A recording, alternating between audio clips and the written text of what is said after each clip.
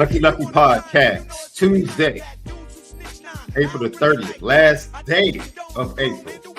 For all my April babies out there, celebrate one more time before the calendar flips over to the month of May, brought to you by ONORA Whiskey at ONORAWhiskey.com. Here we go.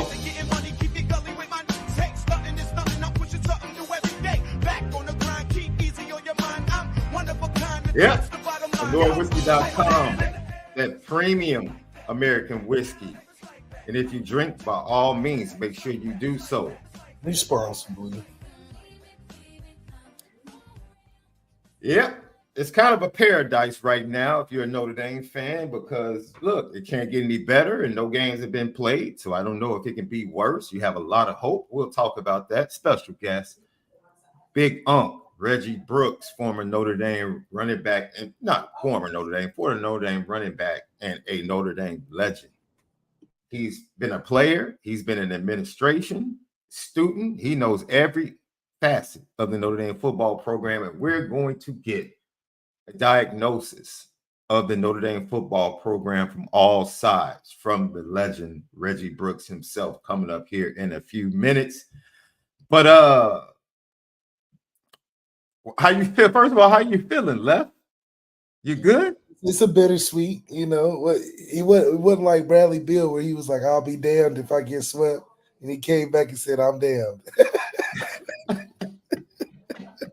But you know, I think they had 3 chances to win those games.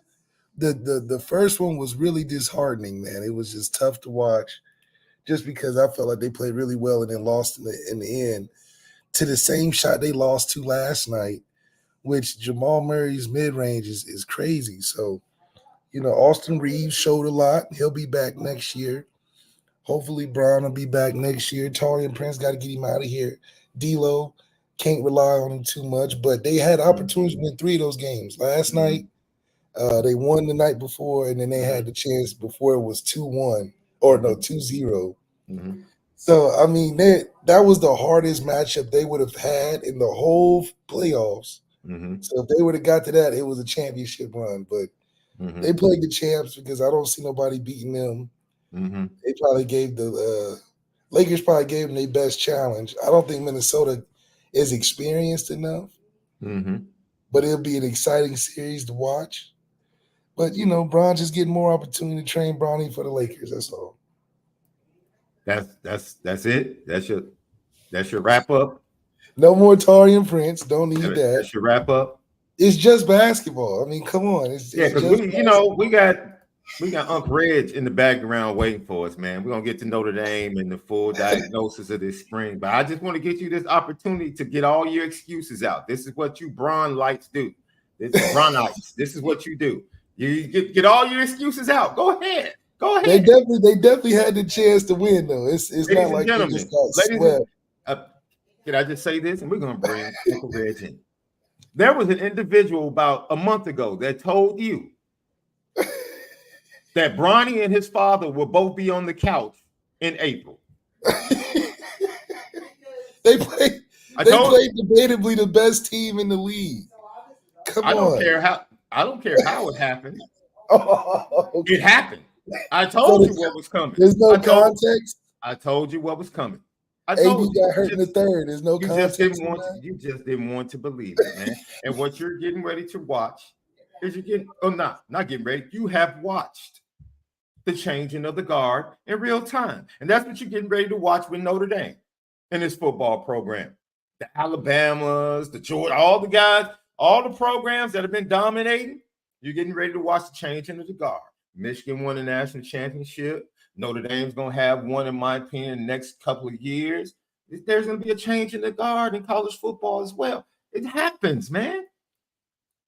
Time and chance. I don't know. LeBron's going to have to give up the mantle. It's not going to pass him. LeBron's going to have to give it up. It's not going to pass him by. It has passed him. What are you talking about? The dude that's the best player on the team that just kicked them out of the playoffs the last 2 years is the holding the torch. Now, you know, the NBA set up those matchups for a reason. Who's the best player in the league right now? Right now, the best player in the league is Jokic. Okay. Lucky Lefty Podcast. That's it. We're in that. That's the end of it. That's the end of it. It's not LeBron. The torch has been passed. That's whoa. What? LeBron's still the face of the league. Okay. He's still top 5 player. We just talking recent memory? Yeah, recent memory. Jokic got it. I'd have to say it wouldn't Luka be like 1A or Luka. LeBron is not even number 2. Wow. LeBron's not even number 2. Let's be honest now. I mean, right now today. Luka's not even the best player on his team. Oh, that's Kyrie. Stop. No. That's Kyrie. What are we talking about? The man just scored 40 last game. Come on. Are we serious? Yeah, did Kyrie they win? 40. Did they win now? Oh my goodness. And when Luka doesn't play well, they don't win. When Luka plays well, Dallas wins. I don't. When Kyrie is a great player, like Luka even told you, Kyrie's back. Kyrie's a great player. Kyrie's a great player. But Luka told you, I'm sorry. Kyrie is a great player, but he's at his best when he's with a better player. He's playing with a better player. When he won a championship, who was he with? Well, that's LeBron James now. That's Luka's idol right there. Okay, what does that got to do with anything? That's why Luka doesn't play defense. No. You saw LeBron play some defense last night. Does he have a defense? I'm going to say that was the best defense I've seen Brown play. I saw Jamal Murray dunk on him with a pull string towel. I saw that. That's after 38 minutes of playing straight. Okay. That's after I don't care what it was. Let's accept that Bron is still top 10 player in the league, but he's not that guy anymore. Not that guy.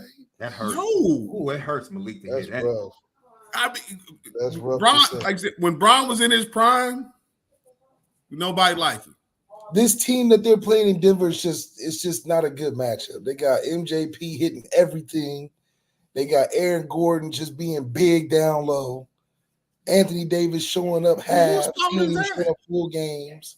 Whose fault? If Anthony Davis would just show up just 2 halves at a time. Whose fault is that?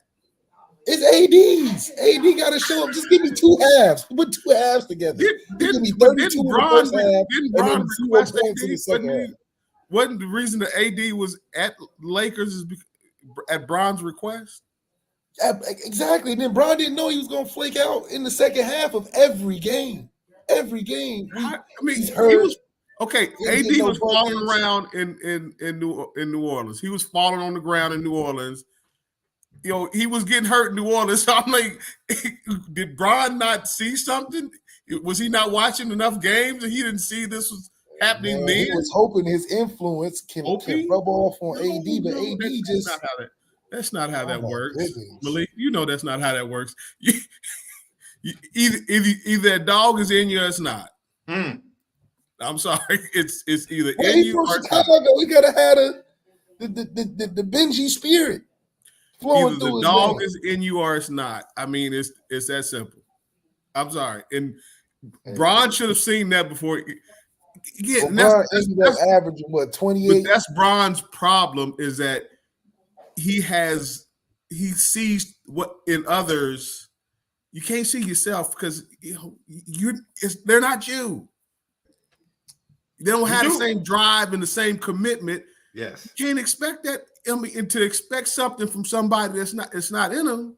AD can give me something in 19 minutes in the fourth. Okay, let's be honest. This is the best AD has played in a while. You do realize he led the Lakers in points and rebounds in this series, right? A first half guy. He got no. That's good enough. I'm talking about the entire series. He led them in points and rebounds. That's what he was supposed to do. Okay, right. But he's not coming in when we need him.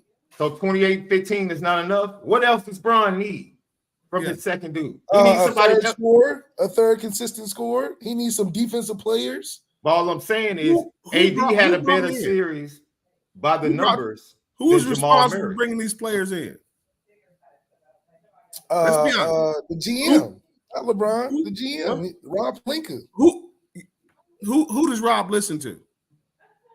Genie Buzz. No, his advisories. No. He runs it by LeBron. See you. LeBron, he's been dictating since he got there. LeBron has been dictating what goes on with the Lakers since he got there. Wasn't it Bron? Reg, wasn't it Bron that asked for old boy that came from OKC and Washington? What's his name? That's with the Clippers now. Westbrook. Wasn't that Bron that asked for Westbrook? Oh. And then when it didn't work, he just threw him under the bus. What happened when Russ goes to the Clippers? He has a better team around him. Because he don't have. He got guys like Reggie. He got guys like Reggie. He got guys like Paul George, who's consistent. He got guys all over the place that's gonna come through. So it adds and complements. Who was Russ getting complimented? What was the problem with the Lakers? First of all, they gave him. They try to get him off the bench. He ain't like that. So some team chemistry issues. And then team chemistry issues with the dudes that asked for him to come there. No, it's the coach. So they can have Taco Tuesdays. They can have Taco Tuesdays at Bron House, but then when they step on the court, it's chemistry issues. It's not him. Let's be honest. I said that's the real issue with the Lakers. It's not so much with the players as it is with the coach. I'm sorry, that is not. I don't know Darvin Ham, but just watching him. I mean, how you lose a timeout on the challenge? He's supposed to be on that. He's supposed to be like, wait, we won the challenge. Let's keep our timeout. No, that's the rule. But Darvin Ham didn't enforce it. He must have been acting like he didn't know. And so when we get the last shot, we got to run up court and chuck up a half court because we don't have no timeouts. Well, what do you want? You want Jokic? You want Jokic to get the 2 free throws with 3 minutes left and go up 2? You can't have. No, I'm saying we won the challenge. Yeah. So you're not supposed to lose your timeout. No, that is the rule. You lose your timeout. That is the how you lose timeout winning the challenge. And you talk to the NBA. That doesn't even happen in the NFL. No, it does not. You're right. But in the NBA, you lose your challenge. So, I mean, he knew that when he challenged. And last time, did Bron tell him to challenge? Because last time Bron did when he didn't challenge when Bron told him to. That didn't look good. That was not a good look on him. No. I mean, because let's be honest, Bron didn't get him up out of there. That's okay. No, Darvin learned a lot, just like Frank learned a lot, and they won the next year. So no, Deacon Ham is gone. Deacon Ham is out of there. He's out of there. I don't see how that's gonna work out. Yeah, Deacon Ham. I've watched. They're gonna mess around and put JJ Redick in as coach. Watch straight off the podcast. Straight off the podcast. JJ Redick is gonna be straight off the podcast. He's gonna be the next. He could probably call a pretty good game because I'm sorry, like I said, but just what me and my son, and he's a LeBron apologist, if you ask me. Apologist. Bron can do no wrong.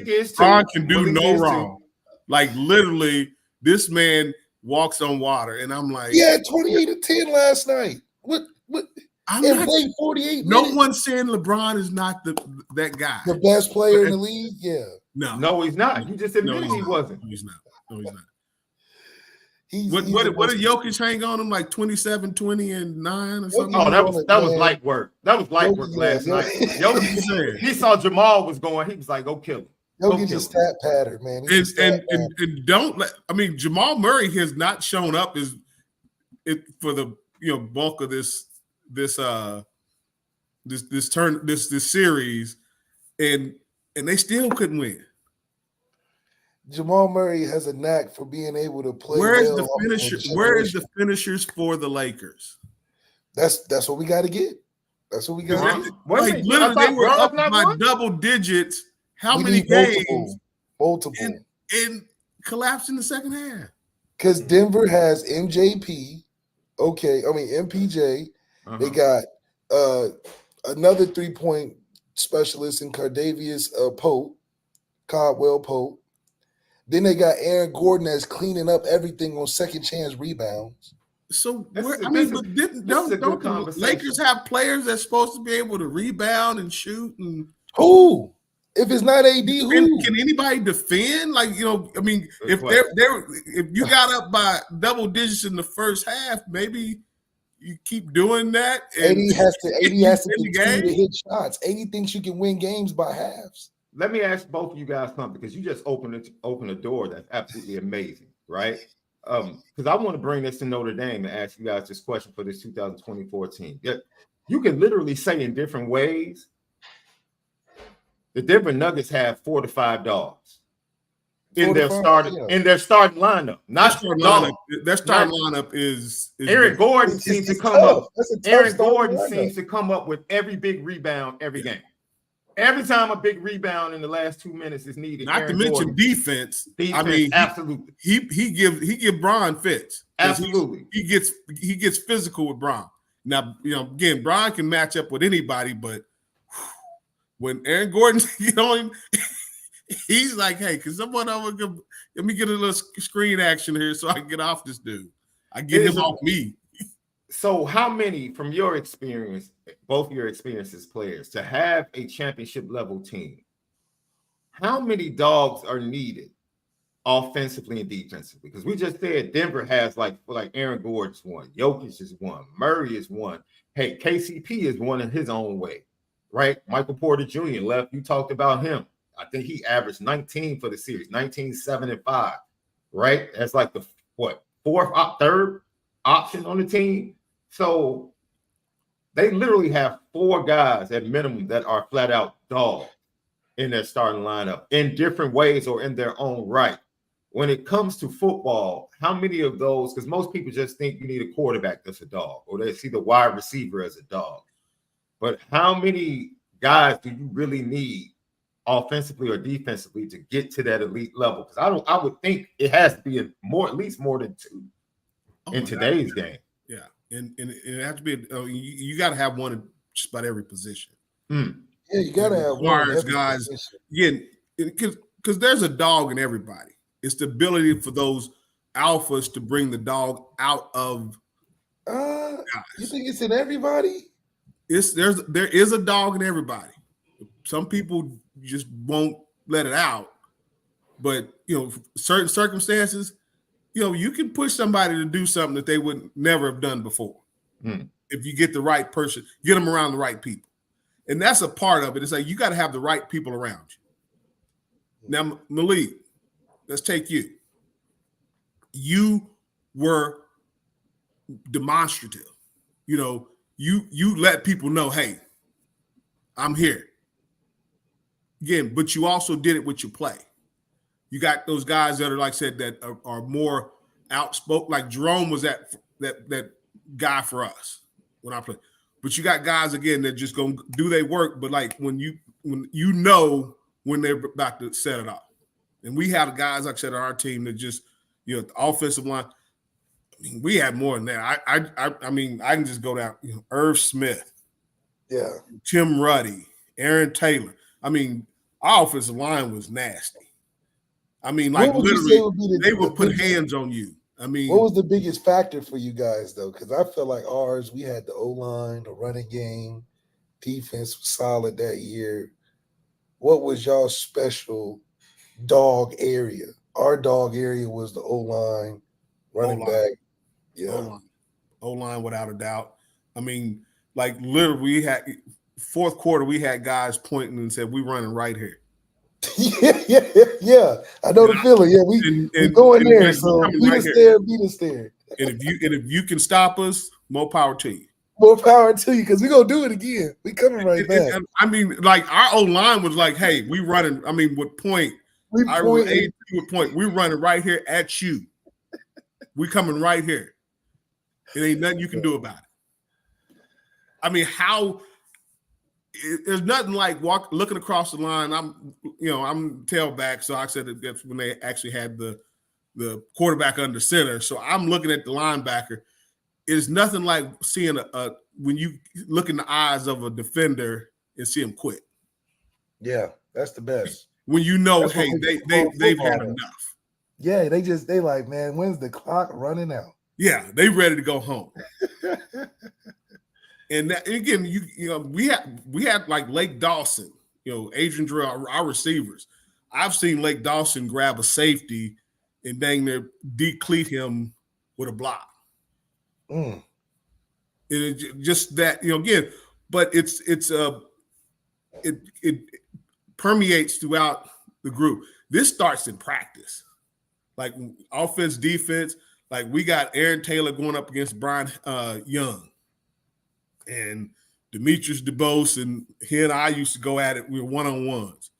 You had guys like Tom Carter, Lake Dawson locking up. I mean, we had guys that, like I said, that brought out the best in the other side of the ball. And our scout team was always the second best team in the country, because we had some scout team guys. The scout team go crazy. Yeah. But it definitely starts, for me, it always starts with line of scrimmage. And whoever wins the line of scrimmage is going to win the game.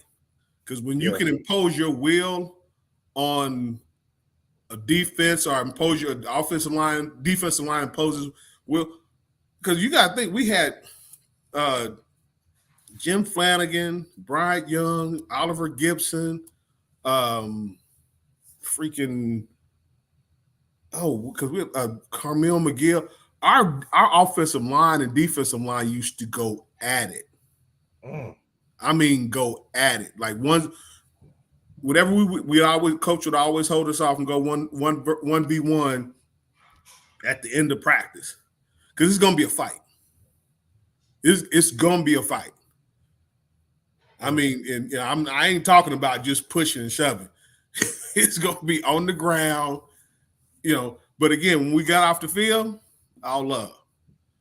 But you step between those white lines, you better bring it.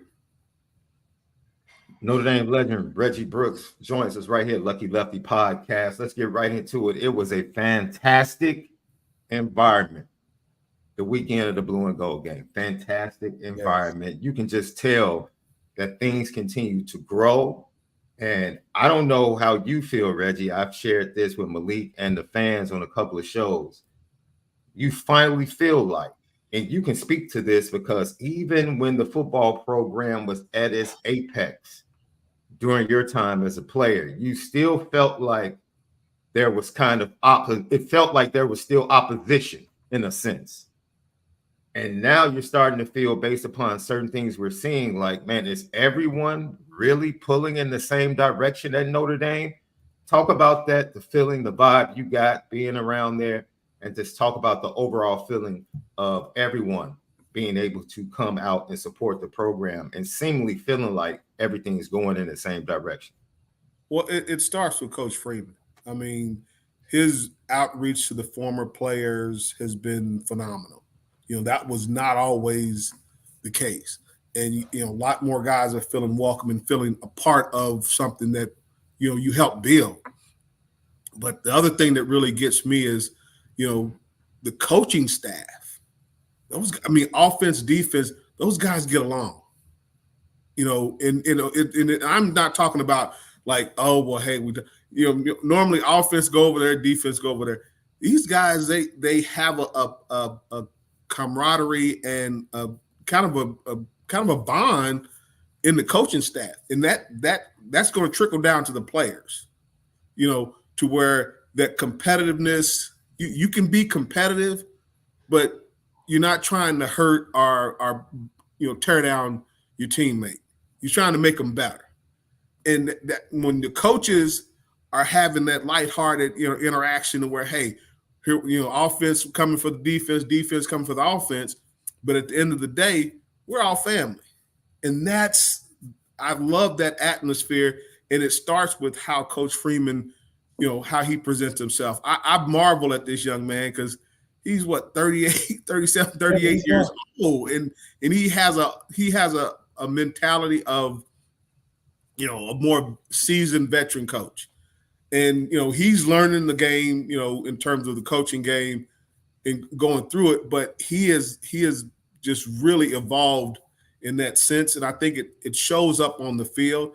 I am still concerned with the offensive line, because, the defense, and spring game, defense usually gets after, but yeah, that defense, I'm struggling with the offensive line, and hopefully because you have to work as a unit, and they were struggling a little bit, and that defense got after them, early on. So that's a concern that I have is this offensive line cohesive enough and have enough talent to get it done up front, because that's going to be a critical aspect of how successful this team is going to be.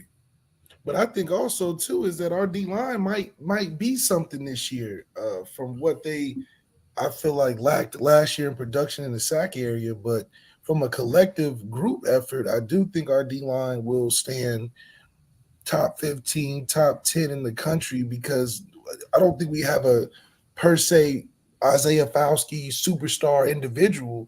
But I think if you put an Anye with a Cross, with a Mills, with a Botello, with some of our young guys, I think you have a huge productive defensive front that, as our offensive line, we're used to taking, we got a really good 3-tech, we can handle that, but you got a 3-tech that's solid. You got 2 ends that are pretty okay, especially the transfer from Duke that we got at RJ.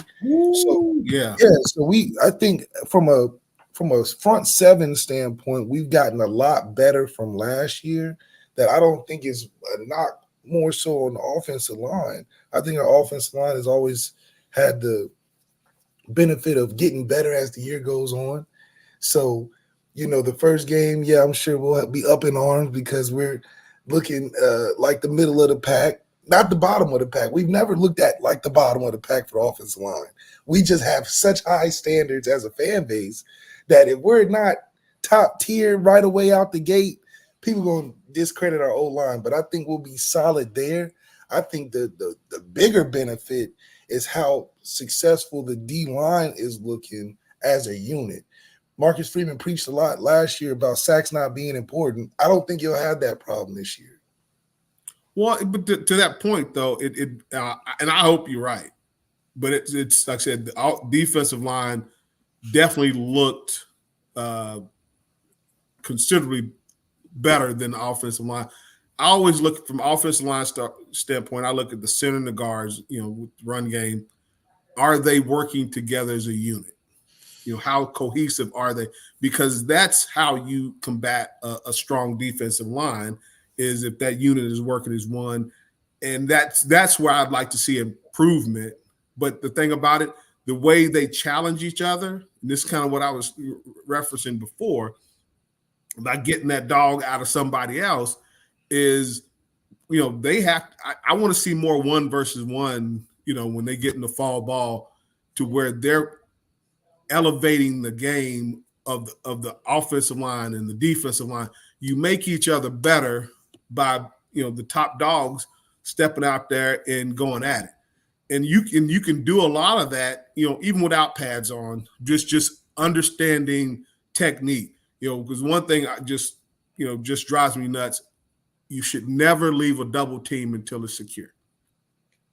And that comes with communication, and that's what I see that on the defensive side, which I really like, is that this defense. I agree. I think this is going to be a top-rated defense. I mean, they have some people coming back that were that got I feel got better. Tello. I mean, he was underrated. But you get Obed in there, getting somebody off the edge, and those young linebackers. But you got guys that's that's still there. That's going to help these young guys come up and improve. But it's really going to require getting the best out of each other, and that's going to require the ones going versus the ones, and really elevating that level of play.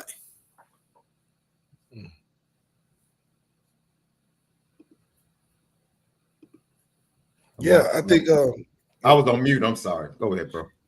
Yeah, I think that elevating the level of play, because that defense is coming back, like you said. I think they're getting another round of being a top 10 defense. This is the 3rd installment of a base that Al Golden is putting in with this defense. So he's feeling comfortable. especially on that back end, knowing that he could probably try a little bit more things with his front seven, a young front seven in some parts. He can try a few more things and be more aggressive because that back end is solid. You know, you got to see guys like him, Hart get drafted. Really good to see. We'll have another 2 first-rounders with Ben Morrison and Xavier Watts in that secondary. And then just the compliment that they play, helping those other guys like Christian Gray, helping those other guys like Jaden Mickey, like Clark that came over, being a part of a unit under Mike Mickens that I think is, you know, that's a secure back end. Now the front end with the front seven, I think is going to be another year of cohesiveness. This is Riley Mills, what, 6th, 7th year? He's one that I really need to see.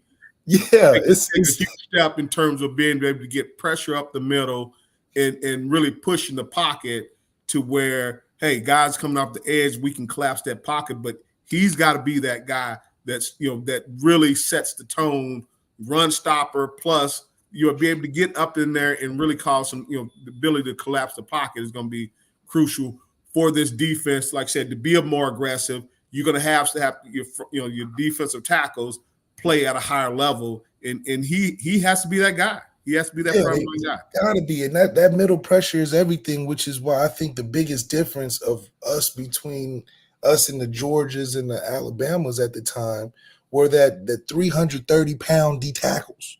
Nose guards.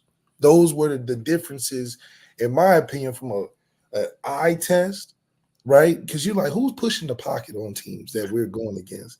And then making sacks. And those were the 2 areas that I think we've addressed through experience. I think Al Washington is taking on a more of a responsibility of making that thing be productive. And I think this stands toe-to-toe with Marcus Freeman's personality as a coach. You know, I always worry about the sustainability of how they're riding this Marcus Freeman high. This is the 3rd year when most, if not everybody, is like, okay, you got everything together. There's no more excuses on recruiting, no more excuses on, you know, not having the right players or the right coaching, right? I think this is his first year of having a more organized, top-down approach. The staff is intact. The administration is together. They seem to be building a good relationship. So this is, in my opinion, a crucial year of if Marcus Freeman is going to have a tenure at Notre Dame or a short stay at Notre Dame, because I don't know how much better preseason you can get to have a season that you want to take all the way like Washington and Michigan did last year. Yeah, and you look at some of these, the game that, play that Washington had, Michigan. So why did that happen? You know, you had Georgia and Alabama, they were still there, LSU's, your usual suspects. This NIL business is really, kind of evening things out in a lot of regards. And I will say I'm glad to see Notre Dame active in the NIL space and also the portal, having that ability to get some players that can come in and make an immediate impact. I'm have to say I'm rooting for, and I hope Leonard Riley comes in, does well, but his injury concerns me. But I'd like to see more development of players and the willingness to be developed. Instead of saying, hey, well, I don't like this, so I'm gone. And that's really it's really helped a lot of the other programs that guys can come play right away, where like the Georgias and Alabamas, they've lost depth. They still get the top line players, but they don't have as much depth. And I think that helps Notre Dame because we get top line players, but we don't always have that depth of numbers to where, hey, if somebody goes down, next man in, and there, you got that, you don't have a drop off. So, with that, and with our schedule, and I gotta admit, our schedule is kind of lined up for us to do well. It's like LeBron. It's soft. LeBron. It's soft, Reg. It's very LeBron-like. It's very Bron-like. Oh, by the way, Left, we already know. We'll save it for tomorrow, but King Kendrick has shot back. Yeah, he has shot back now. It's taking over. Back now. It's taking over. It's taking over. I just want taking to let over, you know that King Kendrick has shot back. And the That's internet right, is going finally. crazy right now. Going crazy. I got to tell you, I mean, that, you know, I wasn't going to go there, but, you know, hey, you know, like I said, somebody's at home today. Mm-hmm. It's not Mr. Murray and his crew. So once again, we have the great Reggie Brooks with us right here, Lucky Lefty Podcast. When you heard about Left, we still laughed because we saw the dimensions. We were like, okay, 9 figures is one thing. And then we're like 150,000 square feet. Yeah. And then we started saying, man, where is this going to go? Where are they putting this at? I started trying to imagine, like, because it's limited space for athletics, right? So, from what I heard, it's going to be some sports that'll be relocated, in particular the tennis. Area. Tennis got to get up out of there. Look, we appreciate. Okay, I'm going to stop you right there. We are not doing that. We are not doing that. We're not downing other sports. Because we're not downing, I was an administrator, and I got an understanding of what we all know who pays the bills. That's a given, right? That's a given. So, and you know, I have my biases for football, but at the same time, I do understand that there are other sports, and they're out there competing and going hard at it, just like everybody else. So we don't have to, But there should be a reverence for order. You know, the natural order of things. I do not disagree with that at all. And again, that's one of those things where you got to play. I was in there, like I said, when I came along, we were kicking, teams out of the indoor facility. Yeah, absolutely. That's a bad feeling though, man. Because like I said, you in there, we're out of season. This is February, March, and it's cold. Bills, you never we roll up in there and we tell the cops, y'all got to bounce. Man, that is because you gonna see these same people in the weight room because we were a lot more together and so you walk up in there and then softball got to get up out of there, baseball, lacrosse. See, I'm dealing with. We're not even in season though. I'm like, damn, man, that's not right. But it is right because I tell you what, the problem I'm having right now in my high school, we got the band director kicking us off. You got the girls track coach kicking us off. I'm like, wait a minute. Yeah, band director, this is our field. We practice in the grass. You ain't telling us how you gonna tell the football team that you perform for.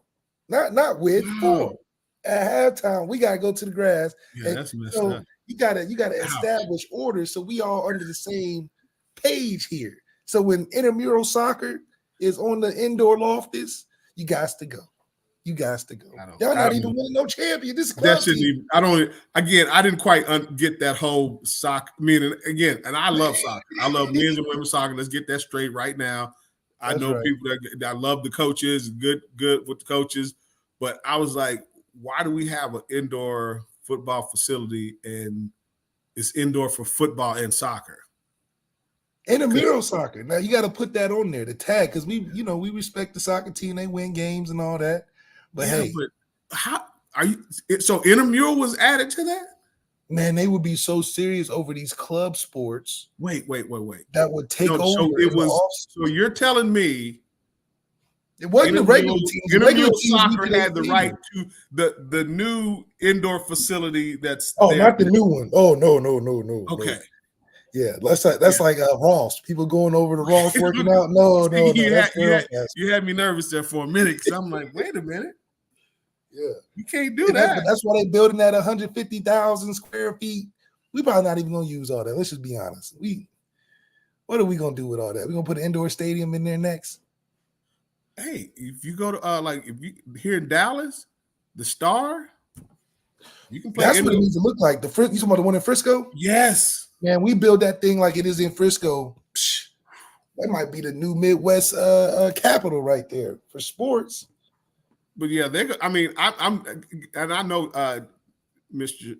the benefactors for it, and so I'm just glad that they're investing in the program, because again, it was not always the case where football was viewed in the light that it should be.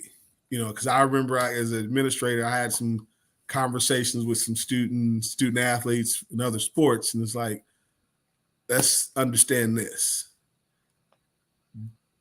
Football is what is paying for your scholarship and for your travel and your coaches' salaries. Let's put respect on what's what.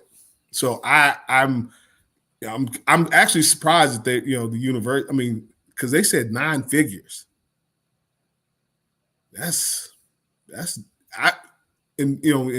I know for a fact that they for a number of years you did not want, like, the for the goo came in the bean, they had to build the Jordan Hall of Science, because they did not want a athletic facility outpacing academic facility in terms of finances.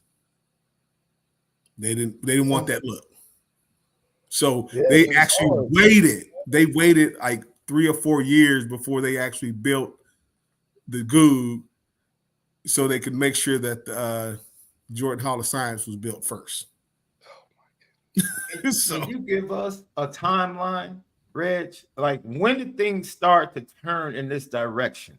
Because for a long time, the previous regime, stated some of their issues that they had and some of the upgrades they felt like they needed to take place. A lot of people want to give all the credit to new athletic director Pete Bavacqua. A lot of people say no, things started changing towards the end of Jack Swarbrick's regime before he retired. Like, what is there a bookmark time where things start to change? This has been in the works, and again, it was a lot of it was just, again, the perception. It was how the university was viewed. I worked under Jack, and a lot of the sports performance and a lot of investments that were made. I mean, he had to fight for it. Okay, the expansion of the stadium, it does not happen unless they allow the university to take up the majority of the space below the bowl.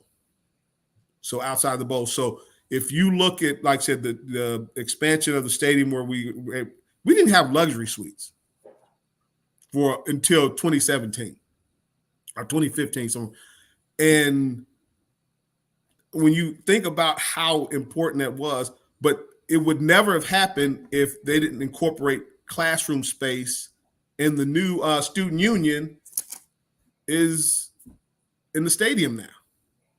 So Notre Dame is very geared towards, we're not going to be a, people say athletic institution. We're not going to be a football institution. They fight that tooth and nail.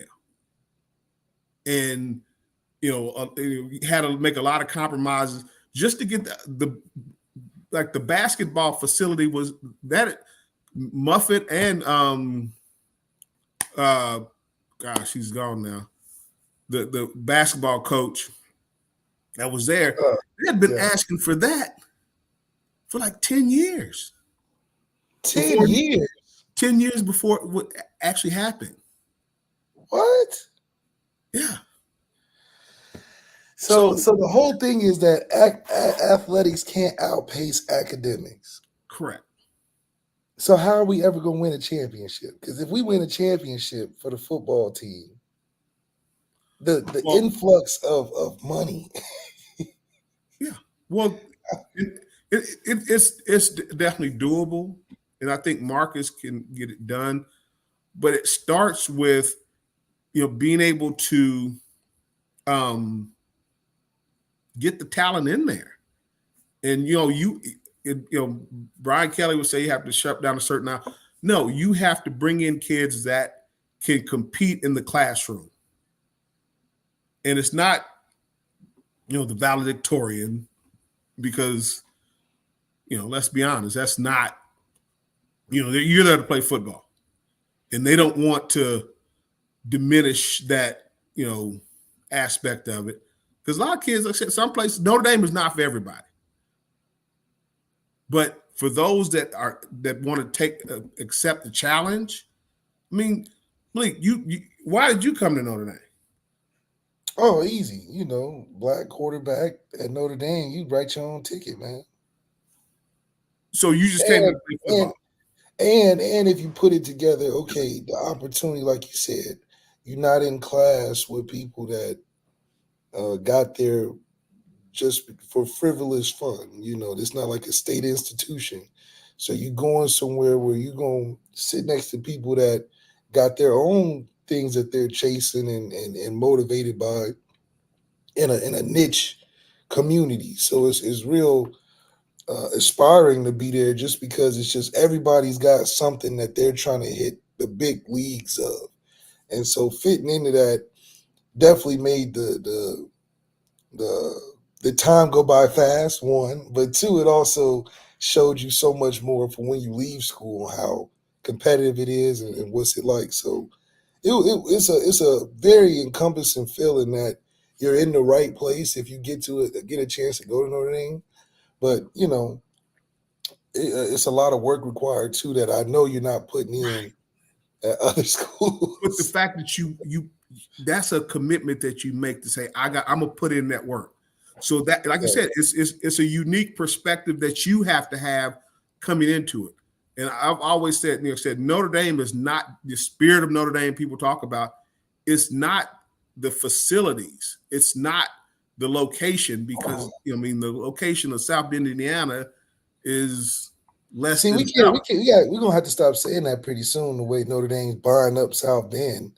I mean, they got all type of. Okay, let's be honest. You got the bubble. I mean, Notre Dame is the bubble. It's always been the bubble, but it's still not a mecca from a social standpoint.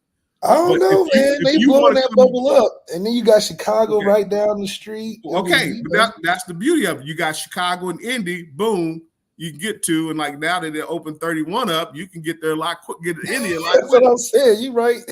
But it's not. But South Bend is not the. I'm going to tell you, like the majority of guys I came in with, they literally said, we came to Notre Dame because, hey, we're going to play at a high level. Yeah. I mean, the brand is stellar. The brand. Also, it's less likely you're going to get in some trouble. It's less opportunities to get into trouble in South Bend. And I'm talking about like Bryant Young, Aaron, like guys from like West Coast, East Coast. They said, hey, because my visit to Notre Dame was not great, but it was like, hey, I rock with these brothers. These some brothers that are gonna get it done. I can, hey, we gonna win championships, and it's a mindset. And then I'm gonna go to class because ain't a whole else lot to do there, so it's not a lot of distractions. So and you got to have a mindset to work. You got to want to work. And I think that's going to be the difference maker, because I look at how they're recruiting now. They're not just saying, okay, hey, we can only recruit, the top academic talented athletes. No. Hey, do you have the commitment to come to an institution and work? Because if you have that mindset to work, you're going to be successful in the classroom, just like you're going to be successful on the field. So it's a shift in how they're recruiting, at least in my mind, that's going to help them get over the hump to win that championship. And it's going to require, and they're going to have to make some moves in the portal, and they're going to have to make some moves with NIL. The fact that they're doing it now, that was the one thing I really took issue with, I had a disagreement with Jack and Father John, is when they said, we're not paying student athletes. No, Notre Dame is not going to do the school. No schools are paying the student athletes. They're getting the money that they deserve for some time now. And I was just reading an article that they're close to coming to a settlement on a multi-billion-dollar lawsuit that's going to have to against Notre Dame. No, against the NCAA. in all the Power 5 schools. Oh, they're going to have to give some money up? Yeah.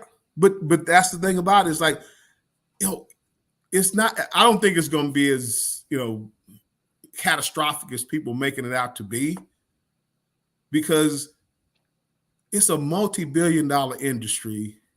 These young men and women have sacrificed because you can't work. So getting that money, and I think that if they come, hopefully they can come to agreement. This puts Notre Dame on even footing because, let's be honest, we can help a lot of young men and women be successful while they're playing. But the thing that I always look at is like, hey, here's an opportunity for people to have for these young men and women to have an opportunity to build their brand and to make sure that brand aligns with the brand of Notre Dame. So when they doing NIL, and it's not just, hey, here's some money for autograph. No, they can get internships, externships to where they're getting paid for their name, image, and likeness, but they're also learning a trade. They're in an industry, and that goes back to the academic side of the house that says, hey, you're gonna learn something here, and you're gonna get something that has that value proposition that's gonna go beyond just your 3 or 4 years at the institution. And then you get into that network, and then you get into that next level. So when you go, because what is the one thing that really hurts a lot of athletes when they transition from college to pros? Not a lot of experience. Not a lot of experience, but not only that, it's not it's the experience, but the other part is they don't understand the business. Now, you're going to learn the business a lot sooner because college is a business now, and they're viewing it in the way that it should be viewed, not as something to lord over and, like I said, we're going to lose money.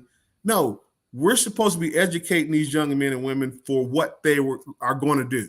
And how do you do that? But tell them, okay, hey, here are the branding opportunities that you have. And, does your brand align with the brand of the institution that you're with? What are the partnerships and the connections that your institution has with these, these brands, the Nikes, the Adidas, the Under Armours, and, clothing? Why are we not teaching these young men about these things?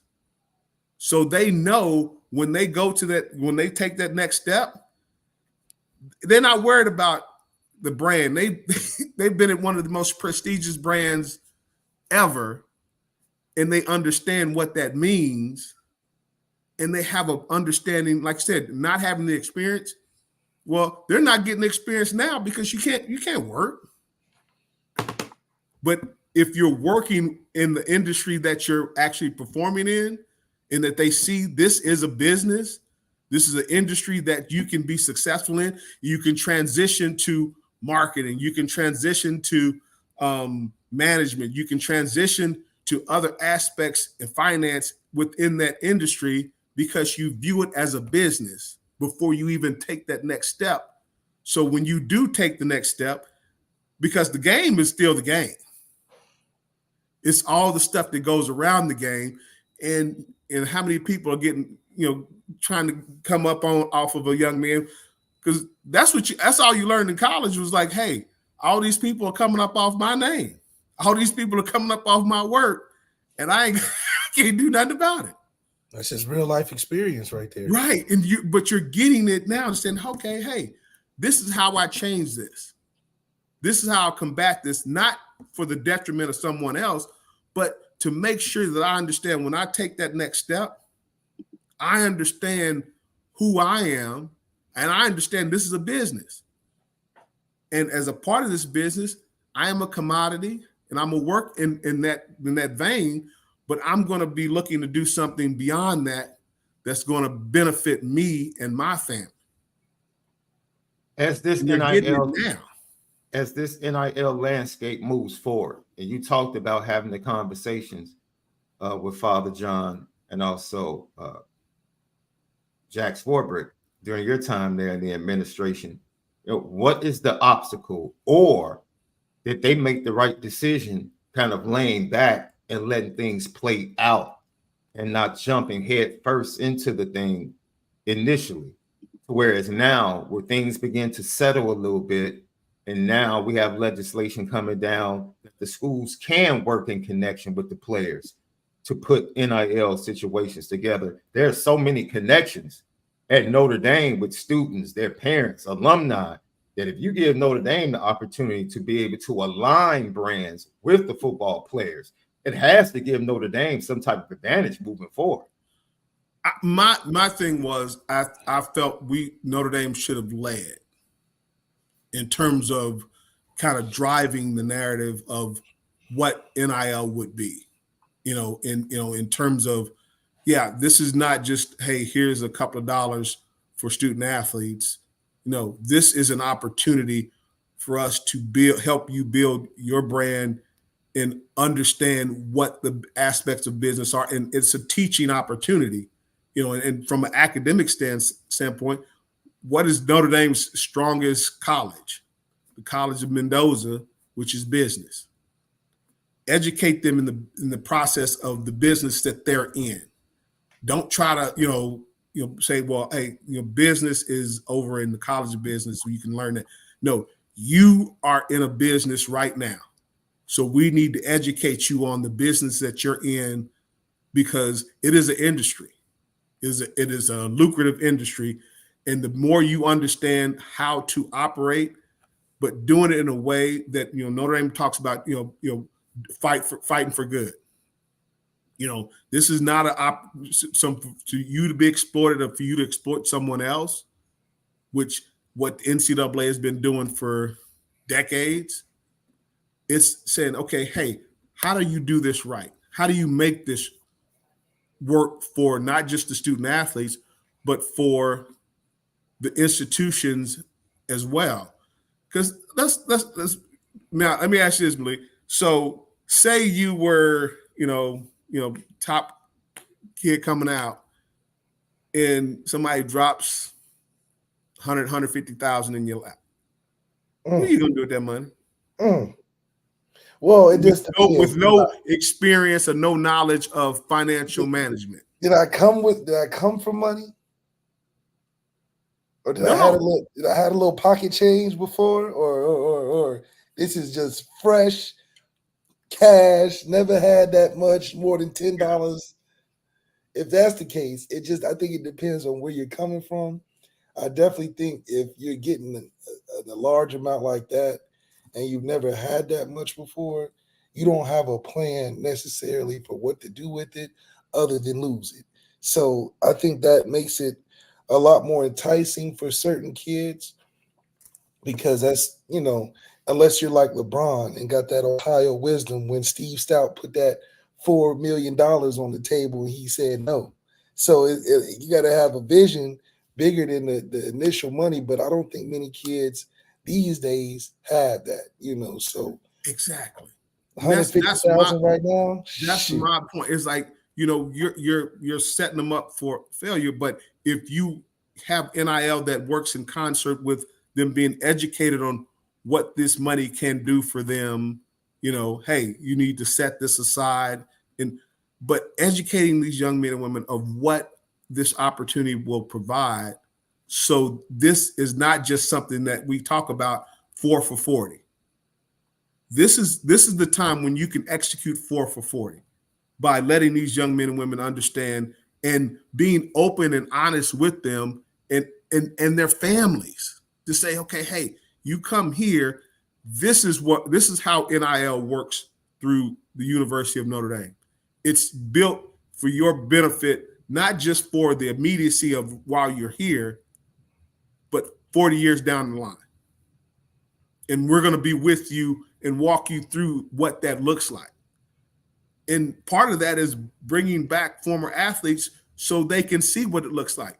I mean, we got a guy that's, a former football player, that's the president of basketball operations for the NBA. Notre Dame alum. How many CEOs around the country and VPs in the sports industry are a partner with them that, hey, why don't you come over and if in your hometown? Because that kind of gets back to the other point about Notre Dame. Yeah, you got Chicago close, but how nice would it be to have the ability to go to Chicago and earn credits by working with different companies and actually working and learning a skill and developing your talents outside of the sport that you play. And then getting paid, because again, internship, that's the market value. You can make it what you wanted to make it. So you can pay them this, say they're intern, but they're not just just roaming around. They're learning something of value and of substance that will benefit them, not just 5 years down the road, but 10, 20 into retirement. And it's changing that thought process to say, hey, we have that capacity at Notre Dame. Let's leverage that. Because I thought the most asinine thing that the NCAA did was saying, okay, well, we're going to give you this opportunity to do NIL and this and that, but the institutions can't have anything to do with it. What? You got a bunch of third party geezers. Yeah. That don't know what they're doing. Well, no, they know what they're doing. They're going to take advantage of these young men and women and say, hey, I can get this. And it's like you're throwing them to the wolves. But that's their whole game plan. They don't want that responsibility of having their books getting audited because they paying a couple students here and there. Yeah, you can do some things and make a change. It's just having a just shift in focus. And I think that's where the NCAA has had their head in the sand for decades. Mm-hmm. This is not. I mean, you look at how the money has grown within the college sports, and you never think to say, okay, how can we get more opportunities for these young men that can't work? I mean, literally, there was a rule in there that says you can give a kid a bagel with butter, but don't put cream cheese on it. If you put cream cheese on it, it's a violation. That's how you're processing. This is cream cheese. Oh my gosh, we can't do that. Instead of thinking more holistically and okay, how do we better support these young men and women that are generating hundreds of millions of dollars for our institution? And I still remember, like I said, you could if you didn't get to the dining hall, you don't eat. You got your like in Notre Dame, we had like we ate, but this was like 7, 8 o'clock. And you got a test when you get hungry. It's a scheme. It's a Ponzi scheme because they're trying to take down the level of what a generating person on campus will be to people that aren't generating the same money and trying to apply the same rules. Oh, you're still a student. No, this is a different kind of student. Right. This is a money-making student for you guys. You'll love this. So a student that works in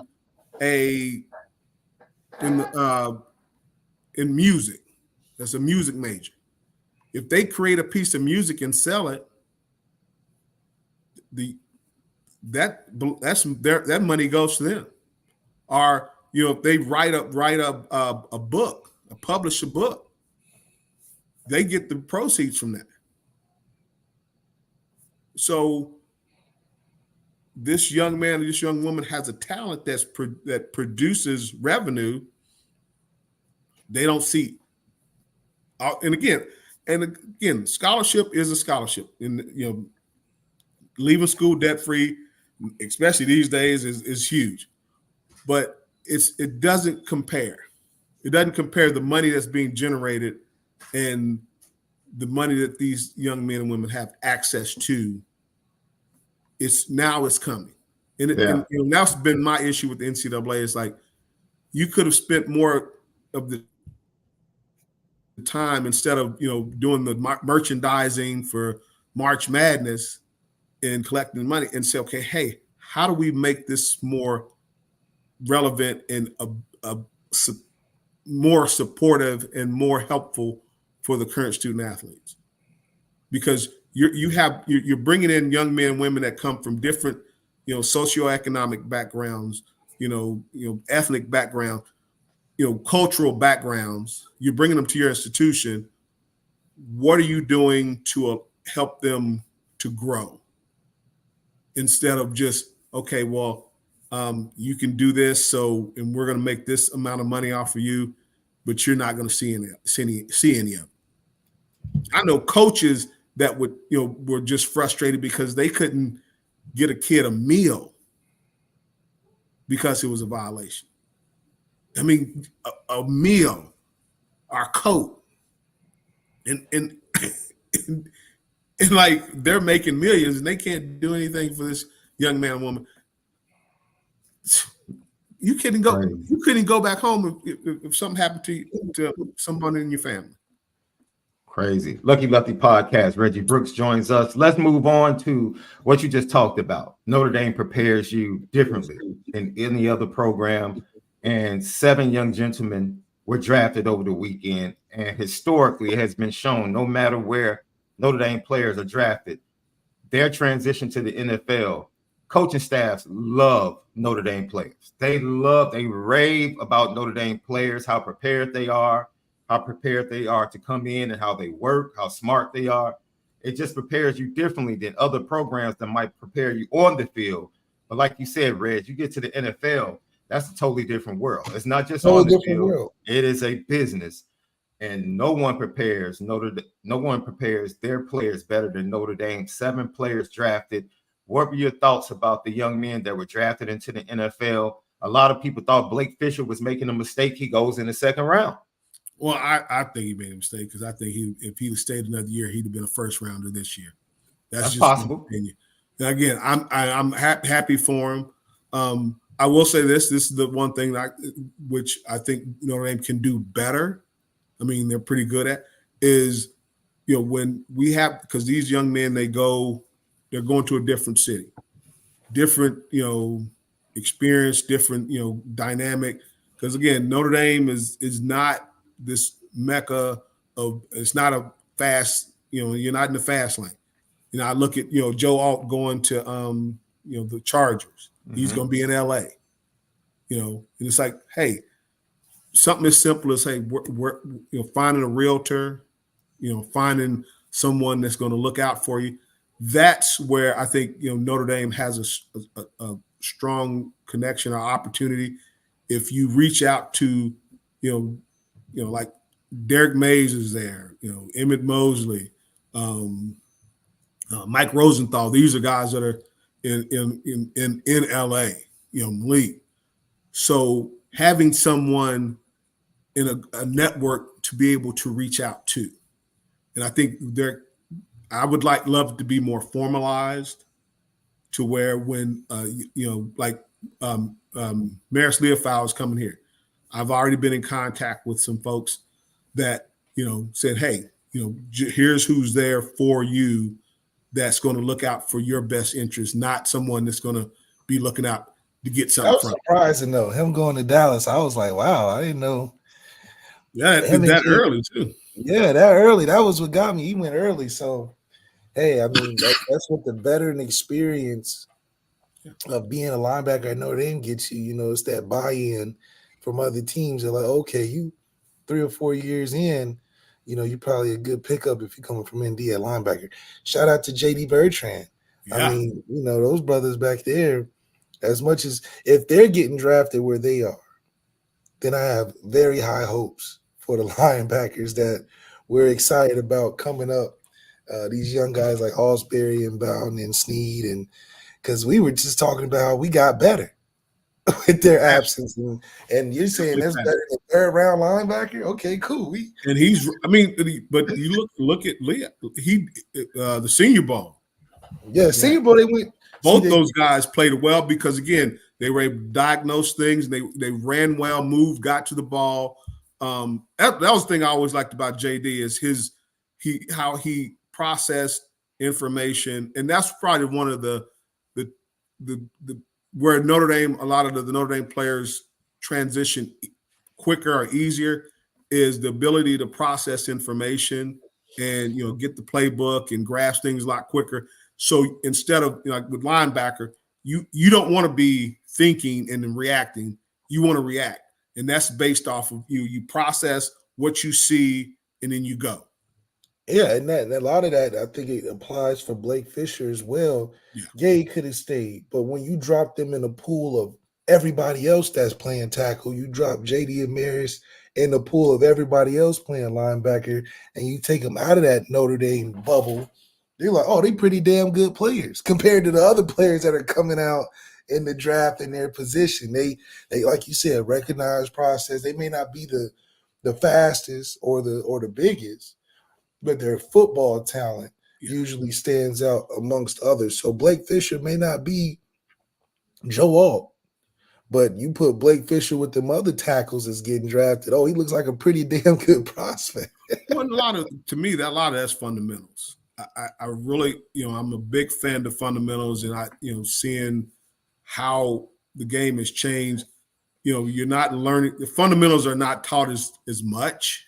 At they're just raw talent because everybody's like, well, I'm a 3 technique, I'm a 9, I'm a 5-eye, and they come up with all these. I'm an edge guy. And no, whatever happened to being a football player, and I think that's what you get with a lot of the Notre Dame guys.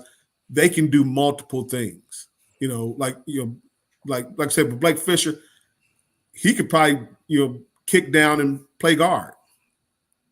Being multiple where you can do multiple things and play multiple positions. Yeah, Xavier Watts.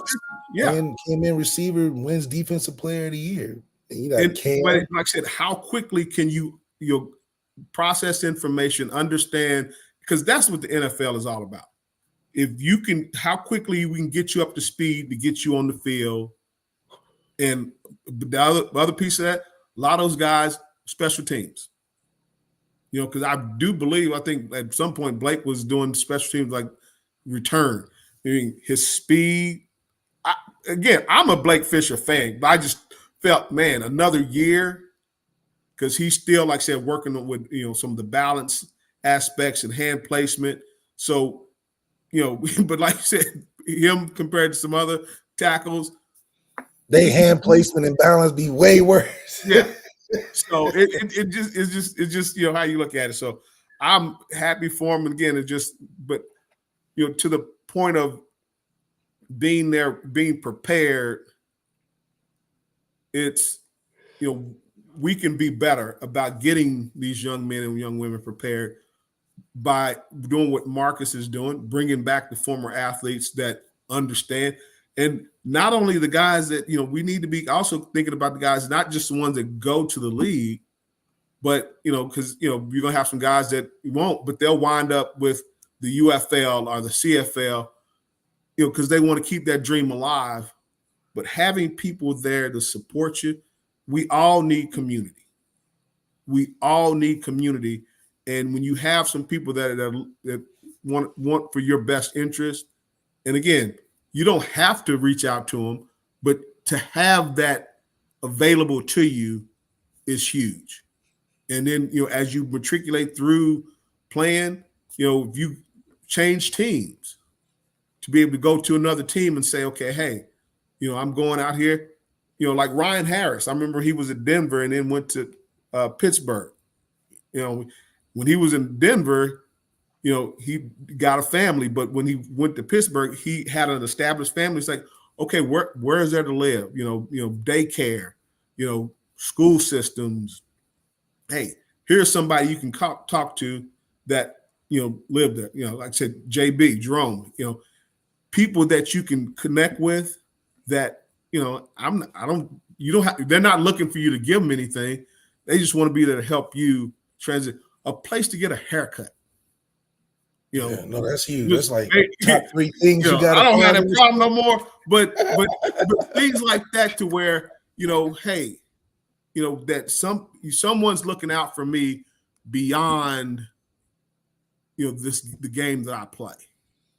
And that's why that 4 for 40, 4 for forever, whatever the mantra you have, Notre Dame prepares you because it's instilled in you while you're there. Say, hey, this is that Notre Dame network. And the more that they can see it and understand it and know it, and it's available to them, the more they'll be willing to tap into it. But not only that, those individuals, 15 years down the line, they're in that same position. They remember what someone did for them and they pay it forward. You talk about that CFL thing. You have legends like Jarius Jackson, who won Grey Cups, coach now in CFL. Tavares, he's here in Dallas. Texas. He's down in the Houston area. Yeah. That just goes to show you're right, Rez. I didn't even think about the CFL, UFL, and all the XFL, all these new leagues. You're definitely going to be an advantage when you have the connections that Notre Dame can give you. Once again, the legendary running back Reggie Brooks joins us right here. No one knows Notre Dame from an administrative, on the field, every era, the business side. We had to get Unc on to really talk about the environment that seems to be changing. The winds are changing in South Bend, and it seems like everything is moving in such a positive direction. Let's take it on the field and what you saw in the spring game and some of the practices this spring. Let's go ahead and talk about the hot button topic, right? The quarterbacks. You have to talk about the quarterback position at Notre Dame. We haven't had a dude in a long time, and I'm amazed that in 2 years, the talent in the quarterback room has significantly been upgraded by Marcus Freeman and his staff. Well, I like it, but I don't like the fact that it's been done through, it's had to be done through the portal. And I get why. I understand you gotta get somebody, and I'm hoping Leonard Riley gets in there, gets healthy, this surgery gets him right, because man, he was giving us the business when we played Duke. Was he giving us the business? Yes. If he didn't get hurt, we had a problem. What? He didn't get hurt. What? They had 17 points. 17 points, and they were right there with us. That was our fault. If he don't get hurt, we got a problem. Because he was letting us have it. So I'm glad he's on our side. I'll say that, but the guy I would love to see, and again and look good, car kid. But again, I don't trust freshmen. That's fair. But he looked good. Fair. I like Carr too. You don't trust freshmen, No. Why not? What that quarterback? No, not that quarterback. No, that's again. So for all the Notre Dame fans that got super excited and said he needs to start, you're telling them to calm down. Calm down. This is not. Yeah, that's not what that's. No. Again, I think, but you see what he has, what you have in him, but that quarterback position, that's different. In particular, quarterback position at Notre Dame, that is probably one of the most scrutinized positions. And again, you can talk about Bama and Michigan and USC and this one. The quarterback at Notre Dame catches it because it's either you won the game or you lost the game. Not everybody else. It's you. And I've experienced it with a couple of quarterbacks, and when I was there, Tony Rice and Rick Meyer. But I see it. Again, you're the it guy. Everything rides on you, and if you don't get it done, it's your fault. Yeah, that's what and you got to know that coming in as a quarterback. The defense can give up a touchdown, but it's your fault. Yeah, because you're the quarterback in another. It's just your fault because you lost. If you lose, it's the quarterback's fault in Notre Dame. Period. Oh no, it wasn't on our guy. Guy Ron Paul's fault too much. No. Ron Paul's got away with a murder out there. Oh no, they Left, I'm putting you on the petty train I'm gonna today, let that bro. go because actually RP, that's my guy. He's good. That's my guy. That's what I'm saying. You was there. They was letting Ron slide all over the place. Slip and slide, rock slide, mountain slide, avalanche. They was letting baseball slide. It was, so not everybody gets away with it. Oh, Jimmy didn't get away. They didn't let Jimmy get away. Oh no. But again, and I love Jimmy because he had to go through it to because when he came in, he didn't get it. If Jimmy had been in this era, Jimmy would have been far more appreciated. Absolutely. If he wasn't in California, he would be he would get it. But that's the problem. California kid came to the Midwest. That's the problem. You can't do that. You the way he came in. No sand in South Bend, man. You can't come in like that with the highlights and hair. No. That is not gonna go well. It's not gonna go well. It's not gonna go well. And they ain't let him forget it either. No. What? And again, he rolled up in a limo. Oh yeah. Yeah, that's his NIL deal would have been crazy. Him and Brady, they probably would have. Man, what? Brady, see the quarterback. Y'all them pretty boys. We ain't gonna go there. We ain't gonna go to your pretty boys. You know? Nah, Tommy wouldn't have made no money. Tommy would have had to give money back during times. They would have made Tommy give all that money back. T. Reese. When they start calling turnover Tommy, he would have to give some of that money back for sure. I felt bad for him because again, he came to a situation when they transitioned coaches. I'm like, this is not the offense for this man. It was not. It wasn't. And it just, you change it up. But again, it doesn't matter. You're the quarterback in Notre Dame, so you got to just know it. Like if you get a quarterback, if you get a coaching change, new offense, that does not matter. You're the quarterback in Notre Dame. It's your fault. Period. Let's talk about your position. The running back room seems to be very talented. Once again, under Dylan McCullough, Mike Denbrock comes in. Seems like he's going to spread things out and get the running backs more involved in the passing game. Just talk about the running backs and what you saw. And I love Coach McCullough. That's my man. Yeah, that's my man. There you go. And this is what people don't get. It's like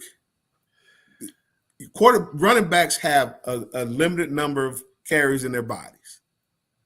And the fact that he's able to rotate, to have that many guys, and the willingness to, because again, this NIL world, you got to recruit your same guys every year.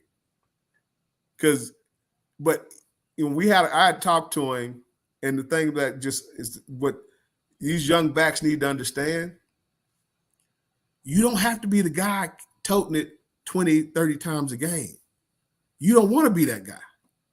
If you're toting it, 10, 15 carries, and you splitting it, but your production is high, that's what NFL is looking for. Because again, you look at the running back market in the NFL, it's down right now.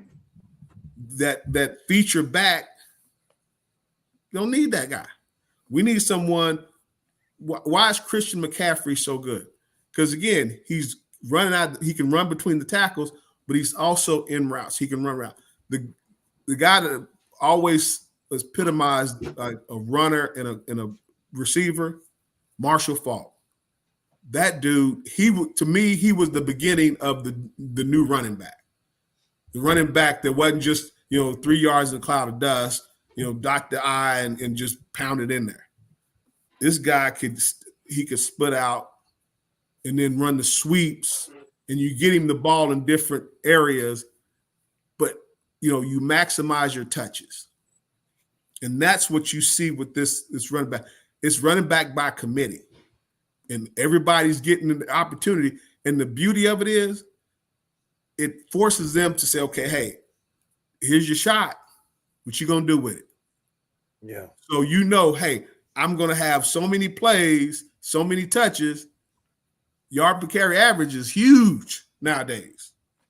How productive are you with the opportunities that you get? This whole thing, I got to get revved up and get going. No. When you step on that field, you better be ready to go. You better know your play, know your assignment, and execute. And I love how this group, they work together. And quite as it kept, that's how it was like me and Jerome. I wasn't carrying the ball, 30 times. I never have. The closest I got was no.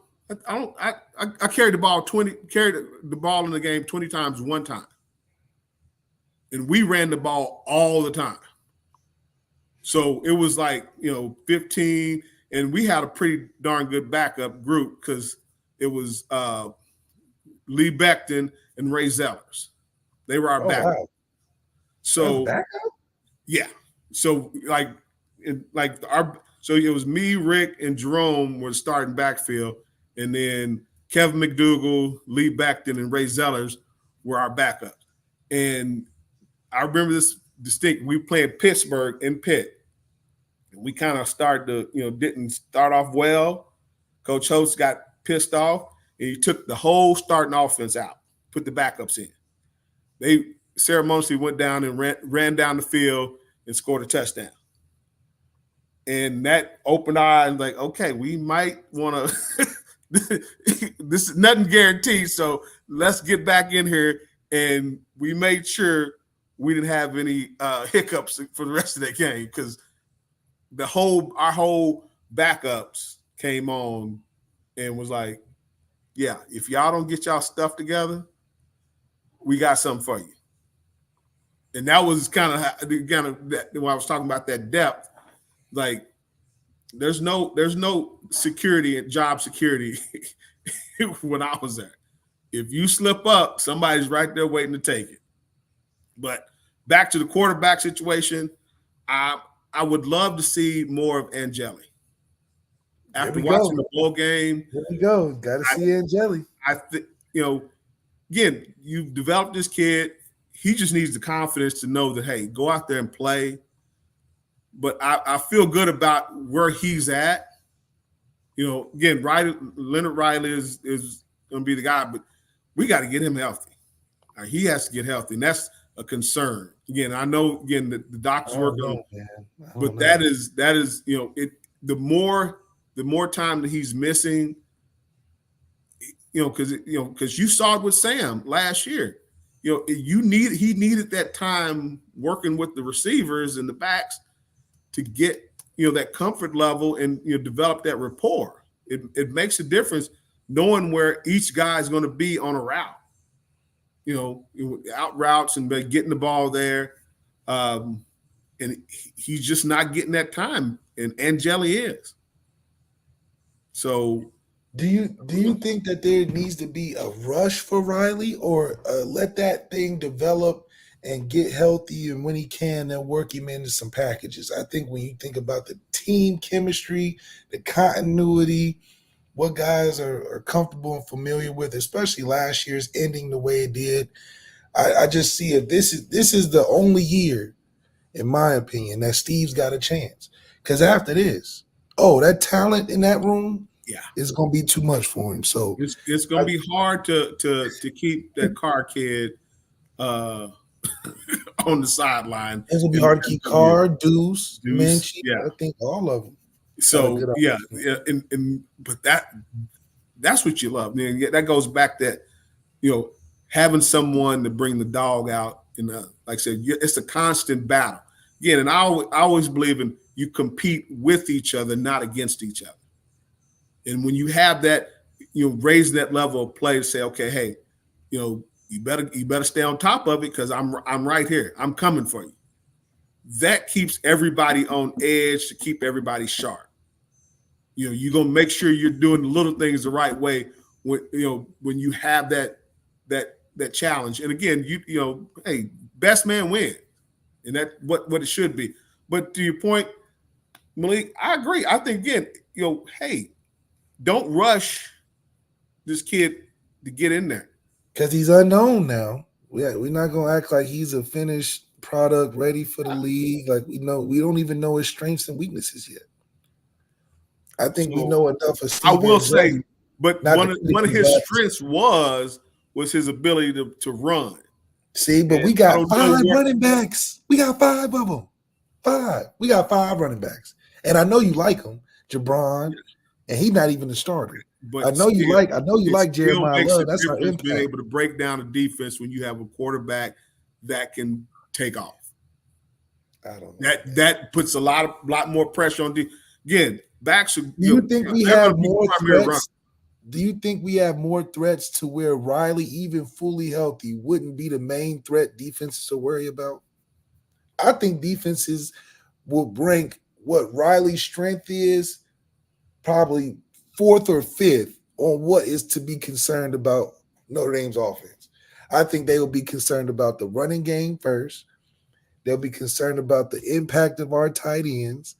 They'll definitely be concerned about the depth of our running back room because the versatility with Aeneas Williams, you got Jeremiah Love, you got Jabron, they can all do different, Jadarian Price. Mm-hmm. And you mix in what I believe is that X factor for us this year is the pass game. You got a guy in Chris Mitchell. You got a guy in Jaden Greathouse. You got a guy Faison. We got Faison's making. Now Faison had 19 receptions last year. Let's not act that like kid came out of nowhere for me, man. And then I'm like, so Riley's greatest strength. Player? That's what I'm saying. Riley's greatest strength is probably our 4th or 5th most dangerous threat on the offense. So how much does that make us better as opposed to Steve, who, in my opinion, is grown enough with this team at the point where he can orchestrate making an effective passing game happen while also managing the run game well enough to make it a threat. I just don't think Riley's greatest strength can add to our greatest strengths on offense where you're making it, this is unbeatable, like a Lamar Jackson and Derrick Henry. My thing is, again, they didn't bring him in here just to hang out. We did last year, though. We brought Sam to hang out. And we act like early Sam on we did. Walking out. We damn near put Sam over. Sam was he. I don't know what happened over the second half. You talking about you don't know what happened? You knew what happened. You knew what happened. That talent ran out. That the gas tank went on E, and you was figuring out what we were looking like, sputtering, getting down the road.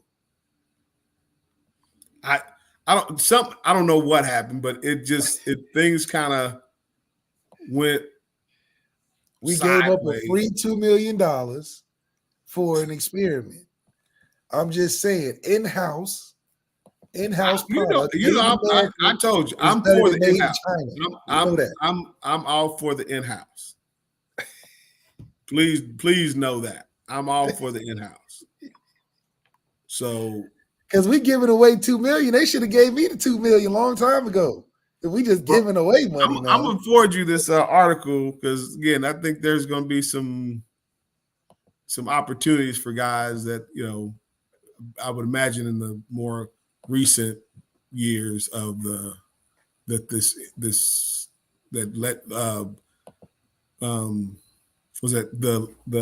lawsuits the settlement will have to. It might trickle down to little old 2015 league. I would not be surprised, but to that point, I'm hoping this is not going to be the norm for the quarterback position. I hope this was just a couple of stop gaps, and because that's the thing, Reggie. Everybody knows that any legendary coach has a quarterback to hang his hat on. Dabo's got Trevor Lawrence, Deshaun Watson. Nick Saban's got a whole stable of guys, right? Ohio State, Ryan Day, born on third base day. He's got a couple guys he can lean on. Urban's got a couple guys you can pull out the hat off the top of the dome. Tim Tebow. Marcus Freeman needs that franchise guy. He can't survive off of these substitute teachers, these one-off guys, these free agents. He's got to have an in-house guy. He can be like, Marcus Freeman's legacy was because and built with this XYZ quarterback. Should have been Dante. Wasn't Dante. He can't put his hat on a combination like you get at Panda Express, the teriyaki and the honey shrimp. He got to have that main staple of what make Marcus Freeman make all this sense make sense. You got to make. I think we'll get there. I think we'll get there. I think again, just that Sam was that first year. I think I believe we'll move away from that. We got to. More stable. Hell, Jim Harbaugh can rest on JJ McCarthy. You see, you can just name a legendary coach and name his quarterback. So that's what Marcus Freeman is really missing. Yeah, he's got the program. He's setting it up like Lou Holtz did back in the 80s, but even Lou Holtz had a quarterback. Tony Rice. Tony Rice. Yeah. So until we get that, I can't go too much further on calling people outside of the in-house guys just because this is year 3. Marcus Freeman ain't gonna last 6-7 years without an in-house quarterback. Hell, Brian Kelly lasted longer putting Ian in that spot. I think he got one. I got a couple, to be honest with you. Got a couple? Okay, I hope so. And I said this was in the last year. Was like I'm in complete agreement with you, Malik. There needs to be, someone that recruited and goes through the process, and not just that's not sustainable. It's not sustainable. That's all I'm saying. It is not. I agree with you 100%, and that's why I lean towards Steve and Jelly just because. Again, in-house, the kid has just sat there and he did whatever's asked of him. He's competed, kept a low profile, and he just keeps his head down and goes.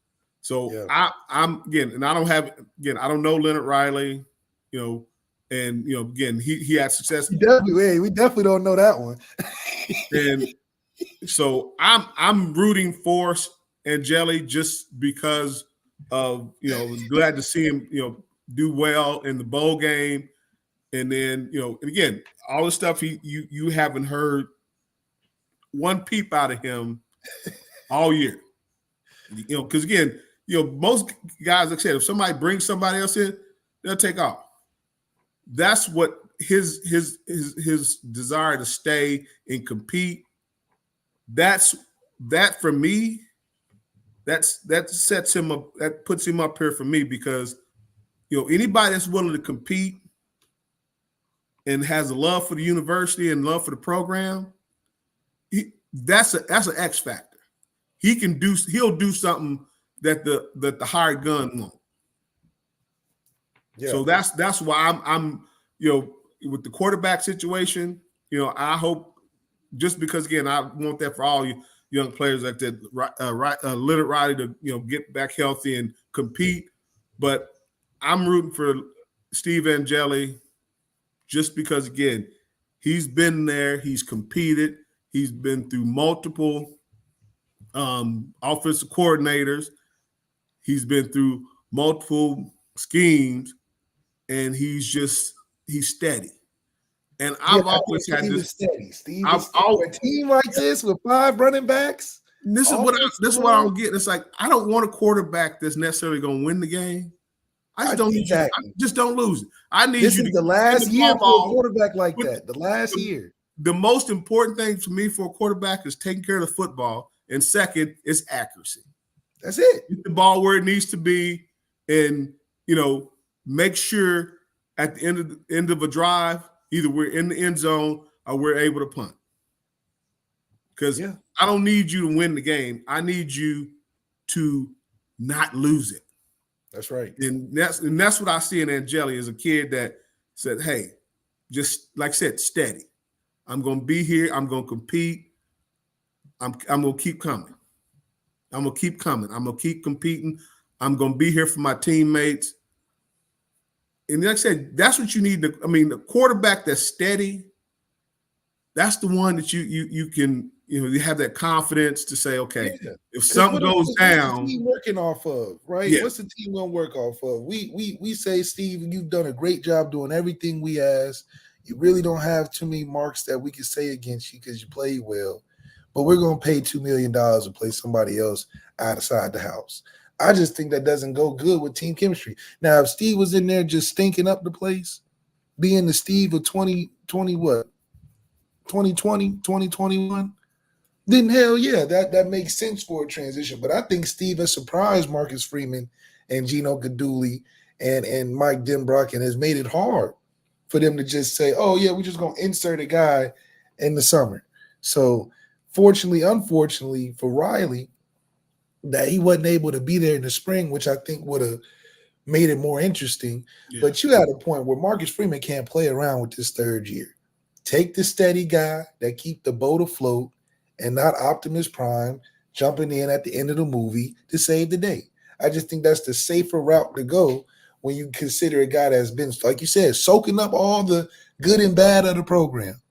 He didn't see Marcus Freeman boot 2 quarterbacks out and bring 2 quarterbacks in. He didn't see offensive coordinators go down and come back. He didn't been around the Ian Book experience. I don't think he goes that far back. His freshman year it was Ian's last year, right? No, this is his third year, man. Yeah.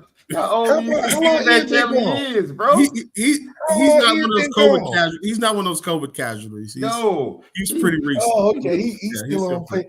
Okay, so that's you tried to stretch him all the way back to Ian? I'm trying to think. Is Ian okay? Hold on. You stretching Steve back to Ian, and then Unc is acting like he's reading roll for class, calling him Leonard Riley. Putting his last name first. Oh, Riley Leonard. I mean, that's how I know you don't want him to start. I don't know him. That's the educator. I don't know the kid. I don't know the kid. We don't exactly. The offense don't know him either. But he shouldn't have 2 first names in the first place. You shouldn't have 2 first names. People with 2 first names are a question. I got to be like, Oh man, hey, that's right. That's great. Right. You got 2 first names. Hey, I'm telling you, that's all I know is Steve Angeli performed well in the bowl game, and again, he keeps his mouth shut. He just goes about his business. That's all you need. Did well in the spring game, and hey, I can rock with that. Like I can rock with it. I can just don't throw the ball to other teams. Put it in the hands of people. Execute. All I need you to do is execute. Get the ball to the receivers. Give it to the running backs. Get it to the tight ends. Don't be no superhero. No, we good. We good. Okay, who's the GOAT in the NFL? Quarterback. Depending on who you asking. But look, I'll just give it to Brady for now. Okay. But we know who's coming. We know who's coming. Right. We know who's going to be there in a few years. And he's again, but he has to. He needs about 3 more, and we can.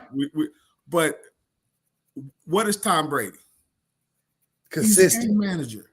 Yeah, he is. Don't say that. Don't say that. People feel. I know, but I'm sorry. Tom Brady was the ultimate game manager. Period. Well, Tom Brady's going to turn it on too. Now he can turn it on. What Tom Brady? He wasn't going to run nowhere, but he had great pocket presence, kept his eyes downfield, and he delivered the football where it was supposed to be. He didn't have just a rocket arm. No, he had no rocket arm. No, but he put the ball where it needed to be, and he went. And like I said, when the pocket collapsed, what did he do? He fell down. Hey, that's what I need Steve to do. Give up. Just give up. Yeah, don't try to run nowhere because that's not your game. Don't fall down and live to play another game, another day.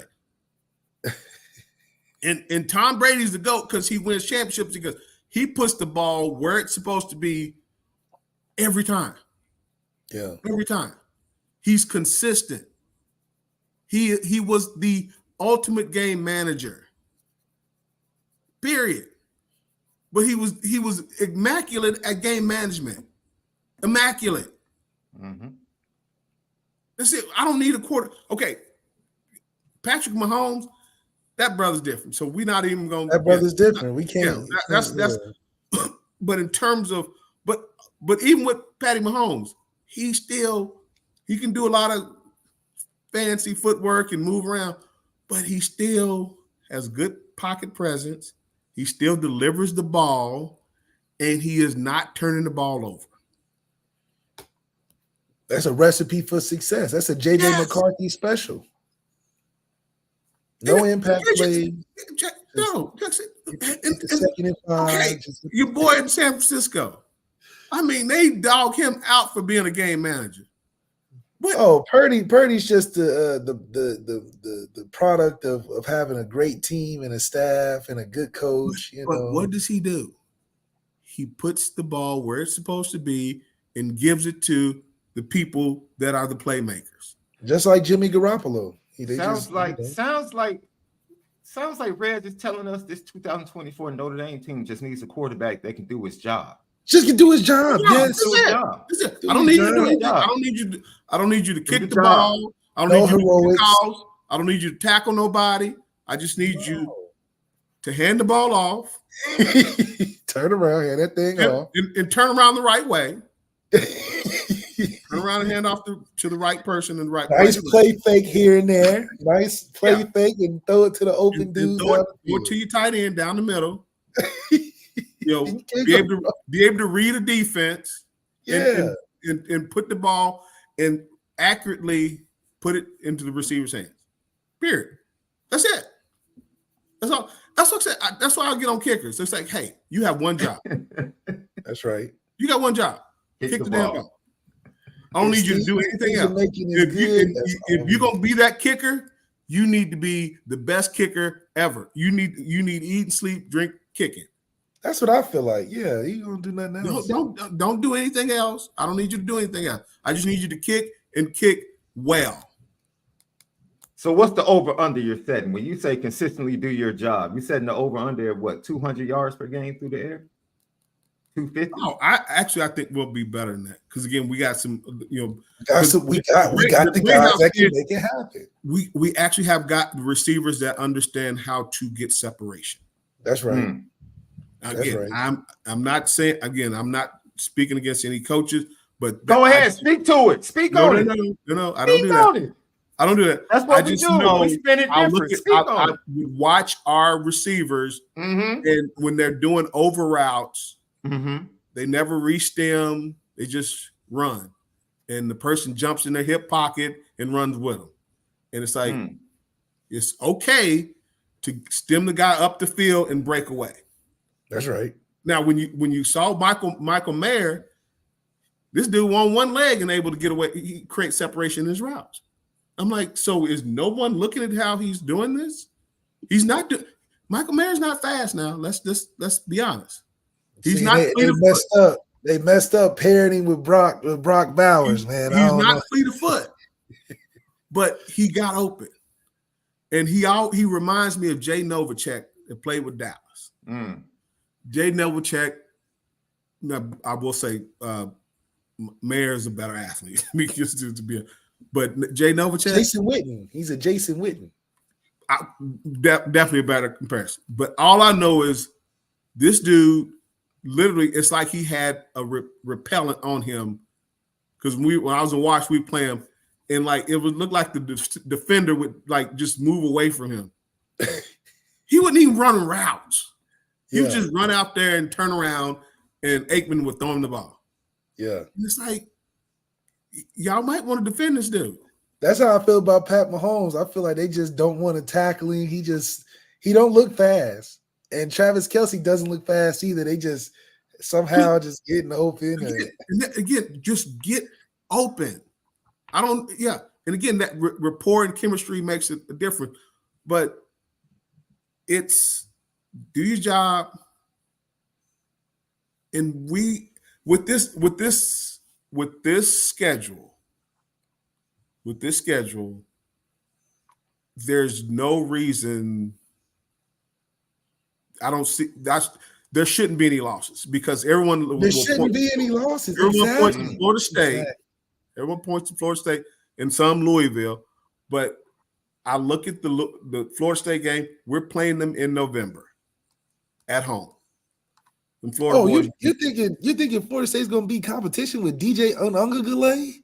No, I'm not. No. It's the fact that November in South Bend will not go well for Florida boys. They do not like that. Man, the weather ain't all they got to worry about. They got to worry about this monster train in South Bend because the thing about it, that's what's going to be on their head in their mind is it's cold.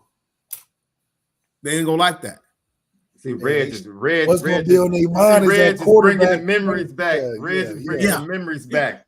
Oh But yeah, that Florida goes State. back to the perspective. That goes back to the perception of Notre Dame is that we got to rely on natural forces to help us win. We don't need no code to guarantee no victory. We no, gonna I'm not. expect that I'm they gonna not know saying what's that coming. because again, losing Travis, the Jordan Travis, that was you saw the impact he had on that offense. When he went down, they just collapsed. Yeah, They collapsed. yeah. And that's the thing about. So I say the like Florida State, I don't think they're going to be as competitive as they were last year, and same with Louisville. I think Louisville is going to be worse. Louisville's going. Come on, man. If we don't blow Louisville out, you can't feel confident that we're winning 12, 11 games next year because at the end of the day, Louisville is not going to win. This is Louisville's not going to win 10 games next year. This is the situation. When you look at it now, again, the way this sets up, but the thing that I need to see these guys actually beat teams handily that they're supposed to be. These MAC schools. Yeah, Northern Illinois, we got to put 50 on the board. Yeah, and again, it's not about running it up, but I need to see a distinctive win of at least 3 scores. It should be 3 scores. And like with Texas A&M, if that's going to be a tough one because they have talent. But the thing about, I don't know how quickly the culture can be instilled in them. Yeah, and that's where the confidence of our fan base has to come in because there's no way Marcus Freeman in year 3 is getting outmatched by Elko in a half a year. It's just the math can't add up. That should not happen. I agree. We should go down there and look like the team that's been put together for longer, and we should execute better because of that and be more in control of ourselves emotionally, knowing that this team just got these guys from the backyard, the scrapyard parts. Elko's going to take at least 4 or 5 years because they got to flush out all that. I don't think he'll be 4 or 5 years because he did a great job at Duke in terms of getting that turned around. So, and with Texas A&M, I'd say 2 years. 2 years, Texas A&M is going to be something to reckon with. But the thing about it is, we got them right now. Yo, we got them. We got them in the bag right now. And so you go through the schedule. It sets up for a strong opportunity again to go undefeated. And be honest with you, that's the only way they'll let us in the playoffs. You think we won't make it if we don't go undefeated? I mean, we're better than 12 teams out there. Not if we don't go and I'm telling you, there's a reason why they said all the schools, the Power 5 or whatever they're calling them now, they get automatic bids. If Notre Dame, I'm telling you, 12 teams are not better than Notre Dame. I'm telling you, that doesn't matter. It's got to. We're not going to fall out of the top 12 rankings. Okay, if you get a undefeated SEC team, a one-loss SEC, maybe a couple of one-loss SEC teams, Big 12, Pac-12. Ain't nobody in the Big 12 we worried about. We're not worried about Pac or Big 12. We got Big 10. Pac-12 don't exist anymore. Big 10 to get 4. 10. Yeah. And SEC to get 4. Well, you got to remember 4 teams outside of them. But you got to remember that they got the group of 5. Oh, the ACC. We're smacking everybody in the ACC. I'm talking about the group of 5. They're going to have. They're going. I mean, the whole point of this was to be able to get more access. Okay. So they're going to find if one of those like the AAC American Conference or they're gonna get like a Liberty team. They're gonna get a Liberty whatever team that comes out. That's they're gonna put them up there. I'm telling you. it would be very hard to imagine a team equipped on our schedule, let alone in the country. Because right now, Notre Dame sits top 5 programs in college football right now. They do right not now. like the fact that Notre Dame has not joined the conference. That's okay. That's why still, recruiting is better. People are still pissy about that, and that's still a thing. Well, they're gonna have a hard time forcing 12 teams better than Notre Dame, especially the fact that I don't disagree. The least I don't we can disagree. Lose. I'm sorry, the most we can lose is 2 games. That's the most. Yeah, that's the most. I wouldn't even say 2. I would say 2 if we got half the team suspended. If half the team got suspended, we might lose 2. I don't think we lose. I would be surprised if we lost any. If they play to the capacity that of this schedule, if Notre Dame plays to the level of its talent, it's good to do that now. Yeah.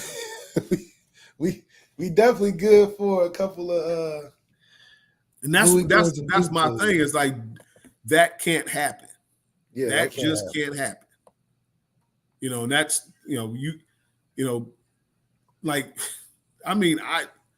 this schedule is cake.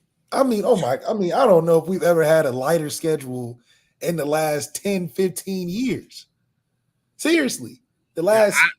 I've never seen anything like this. Never. Where you got, first of all, we have 9 home games essentially. That's probably the most we've ever had in a long time.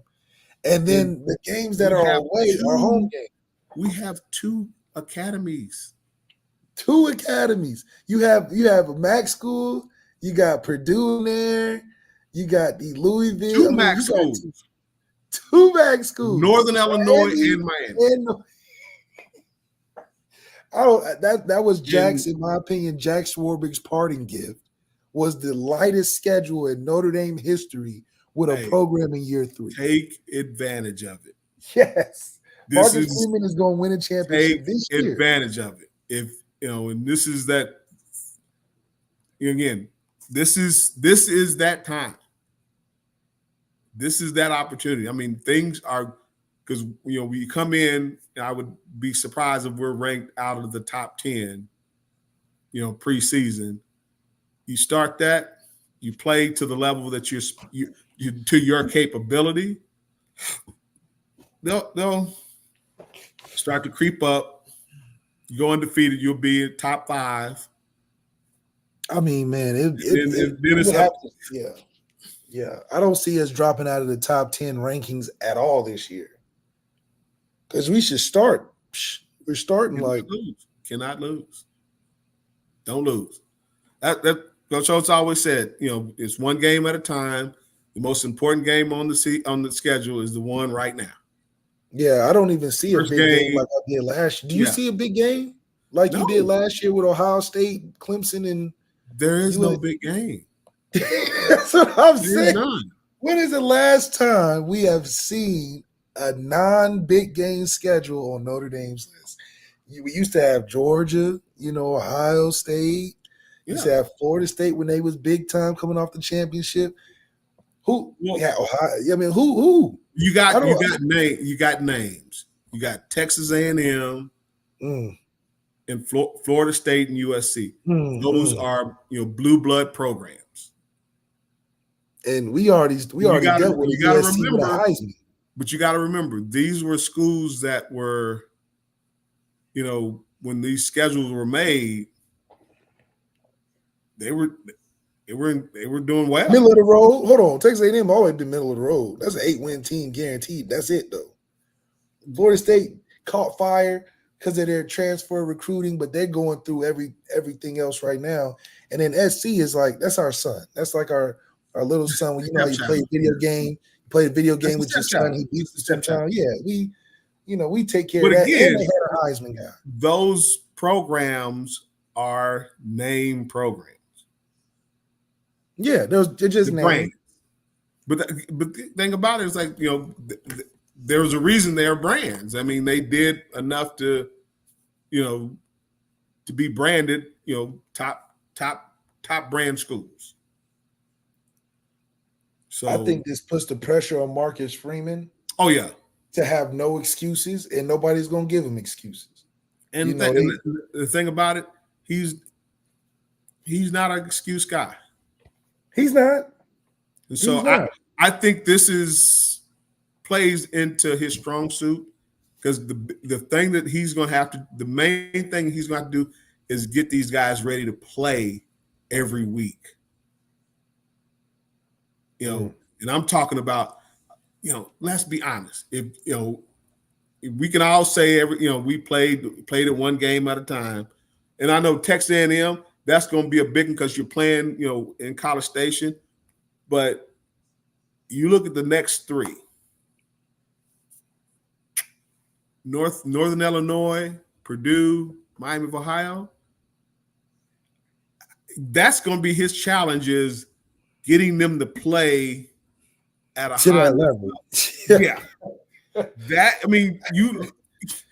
Those next three, you're like, oh, you're like, I got to get to these leagues. But it would be good to see. People are looking. Guys are looking. They're stat checking. That's what I'm saying. I want to see those threes and 2Bs be in the game by third, fourth quarter.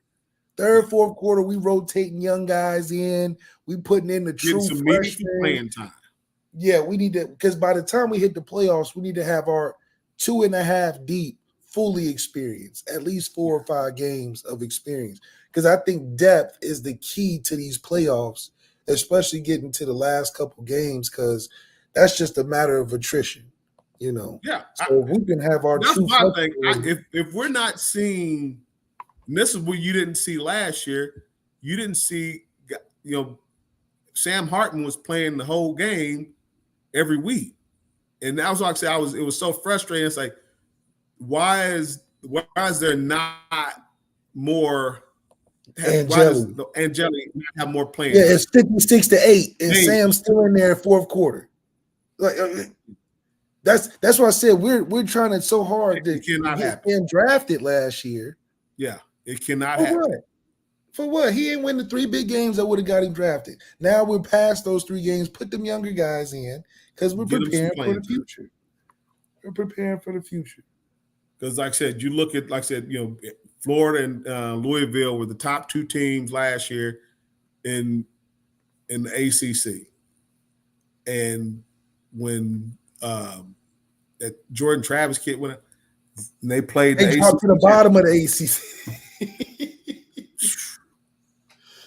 I'm like, you look at, but that's the difference between Florida State and us. Even last year, is that Florida State was made and not made through a quarterback. We're built this year. Quarterback, we can start Kenny, we can start CJ, we can start Angeli, and still get the same results. That's the difference of why I think there's no excuse to lose that first game, let alone any other game the rest of the season. You can't tell me Texas A&M is going to be 2 or 3 deep by the time we get to game 1. Ain't no way. It shouldn't. Ain't no way. They might have one good unit, maybe. But continuity on that side, I don't think so. But for us, it's just a matter of which game are we going to celebrate at? Because we got about 9 opportunities for home game. But maybe we go to the Mercedes-Benz Stadium, because that's going to be a home game. Oh, yeah. Against Georgia Tech. Yeah, I think this is where Marcus Freeman gets his gold statue, because this is gold statue season, because he's going to win the championship. And if you ain't won one since '88, you automatically get a statue. I just think that just comes with it. You know what I'm saying? Like you didn't had the winningest quarterback of all time come through since '88. You didn't had the winningest coach of all time come through since '88. This is a playoff structure, never happened before. So Marcus Freeman win the first one ever. Oh yeah, you got to give him a statue. Oh my God! He can retire after this year. Gosh, what's the guy's name that does the statues? I don't get his name. He's no known guy. That's what he does. So you got to call him up. You got to start making on it now. Be like Patrick Mahomes. Patrick Mahomes booked the Airbnb next to the future Super Bowl a year in advance. He knew they was going to be. He's already there. He's already there. He said he told Jalen Hurts, I already booked my a year ago. That's why I'm so close. I ride bikes over here. You gotta get booked all the way out of town. You didn't know if you got to Uber. Yeah, you got to Uber. I'm over here bike riding because I knew I was gonna be here. We done got the pool set up. So yeah, that's how Marcus Freeman has to look at this season. This is gold statue year. You got the easiest schedule, the best fitted program at this time. It's just right. It's just right. Yeah, I like the OC hire that one. Denbrock. The only question on offense is we still have to have and identify who that X factor, who those dudes are. I don't want to go into this season talking about Jordan Faison's our number one playmaker. No. We done recruited too much. We done got guys developed too often for a guy that's playing lacrosse to be our number one player. Well, you got to remember, Greathouse got hurt. Yeah, but I'm saying we not only have we got transfers. To me, he's that's the guy you're gonna set your sights on, because again, God willing, he stays healthy. That kid can make some plays. Oh yeah, and I would love to see some veteran receivers. The JTs and the Colesleys. I think it'll be great to find some impact. I don't think they're going to be featured. I think they can find some value though. Yeah. Well, again, and I think he got dinged up a little bit too, but with Jaden Thomas, early in the year, him and Greathouse started off on fire. Jaden Thomas got too heavy though. I think he been enjoying them pregame meals a little bit too much.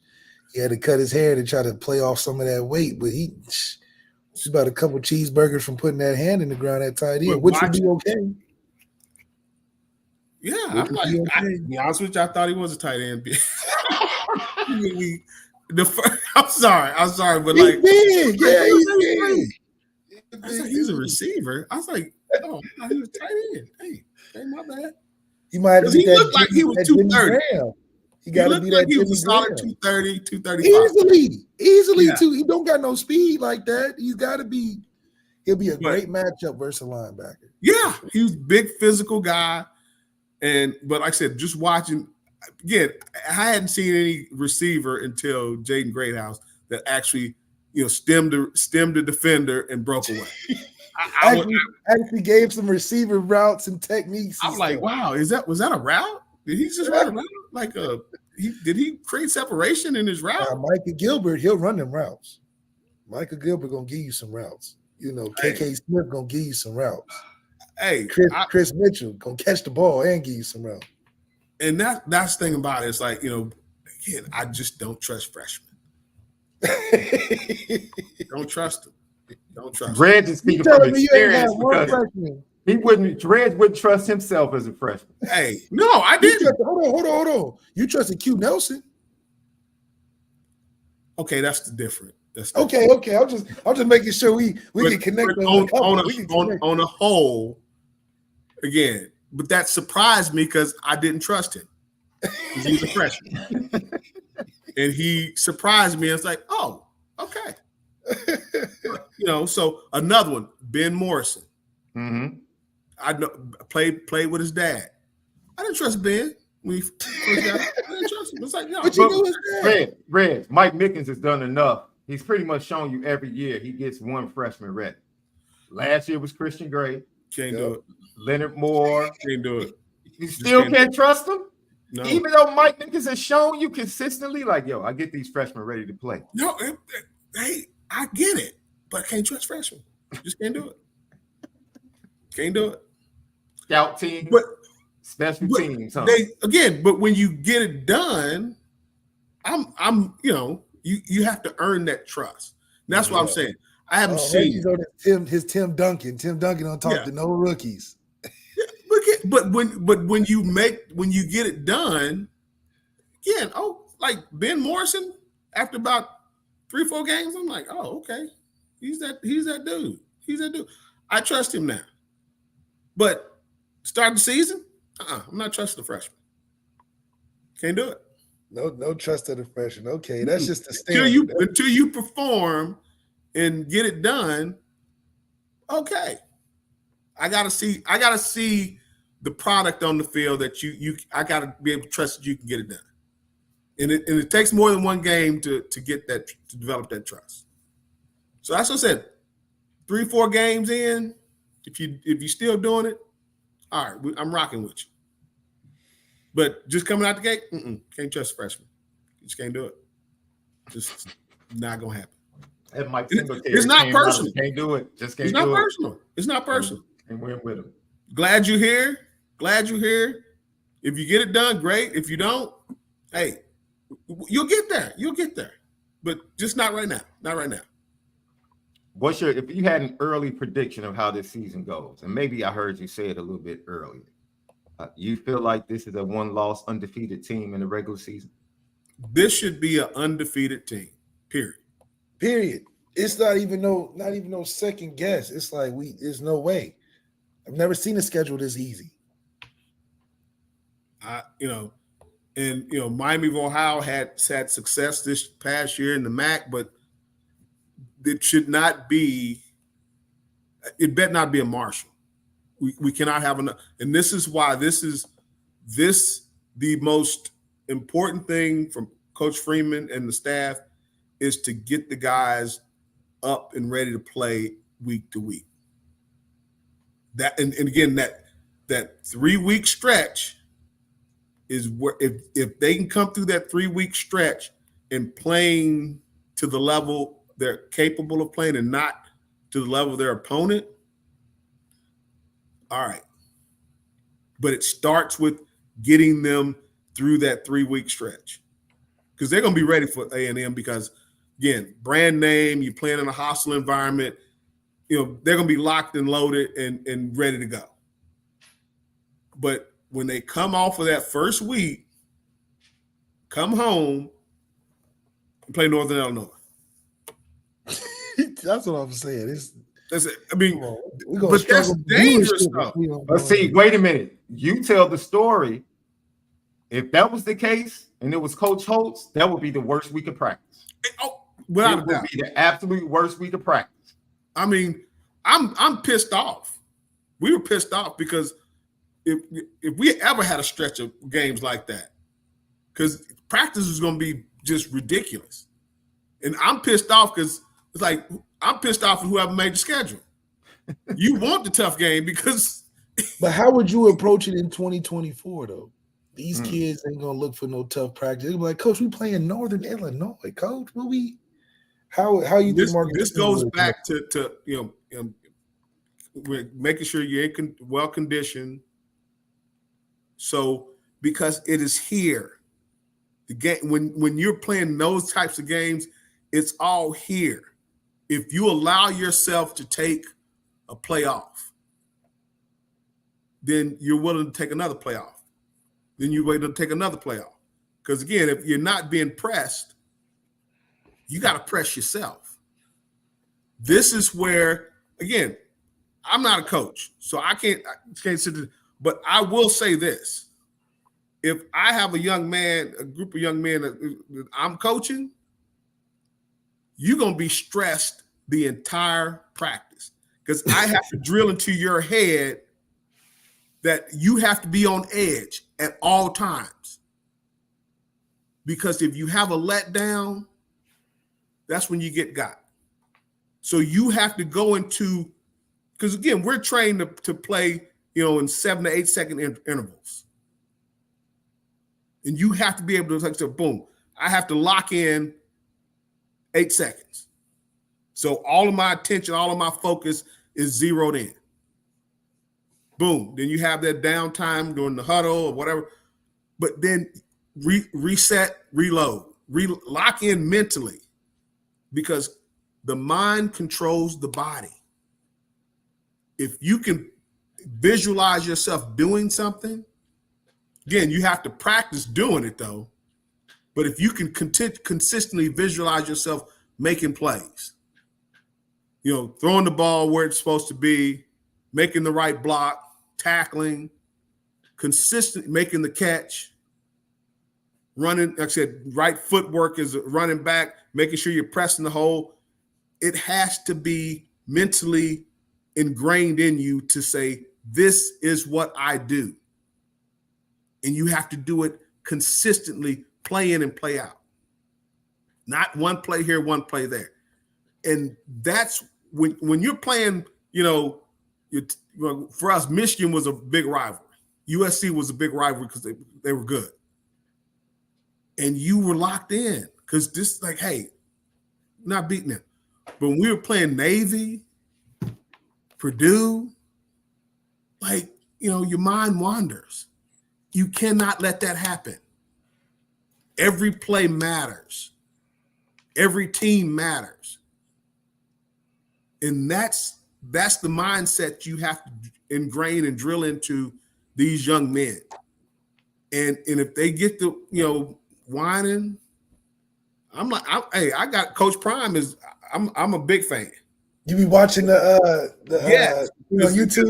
That was, like I said, hey, if you can't do it the right way every time, no excuses. Don't give yourself an excuse. And that's in practice. Every day. Lock in. So when you get to the game, it's easy because it's muscle memory. You're working off of what you know to be the gospel. Mm-hmm. When you step on that field, we never had a mindset that, hey, there was never the option of losing did not exist. We could be down 10 points in the fourth quarter. In our mind, we're going to find a way to win. And that starts with the proper mindset. And that has to be something that you do every day.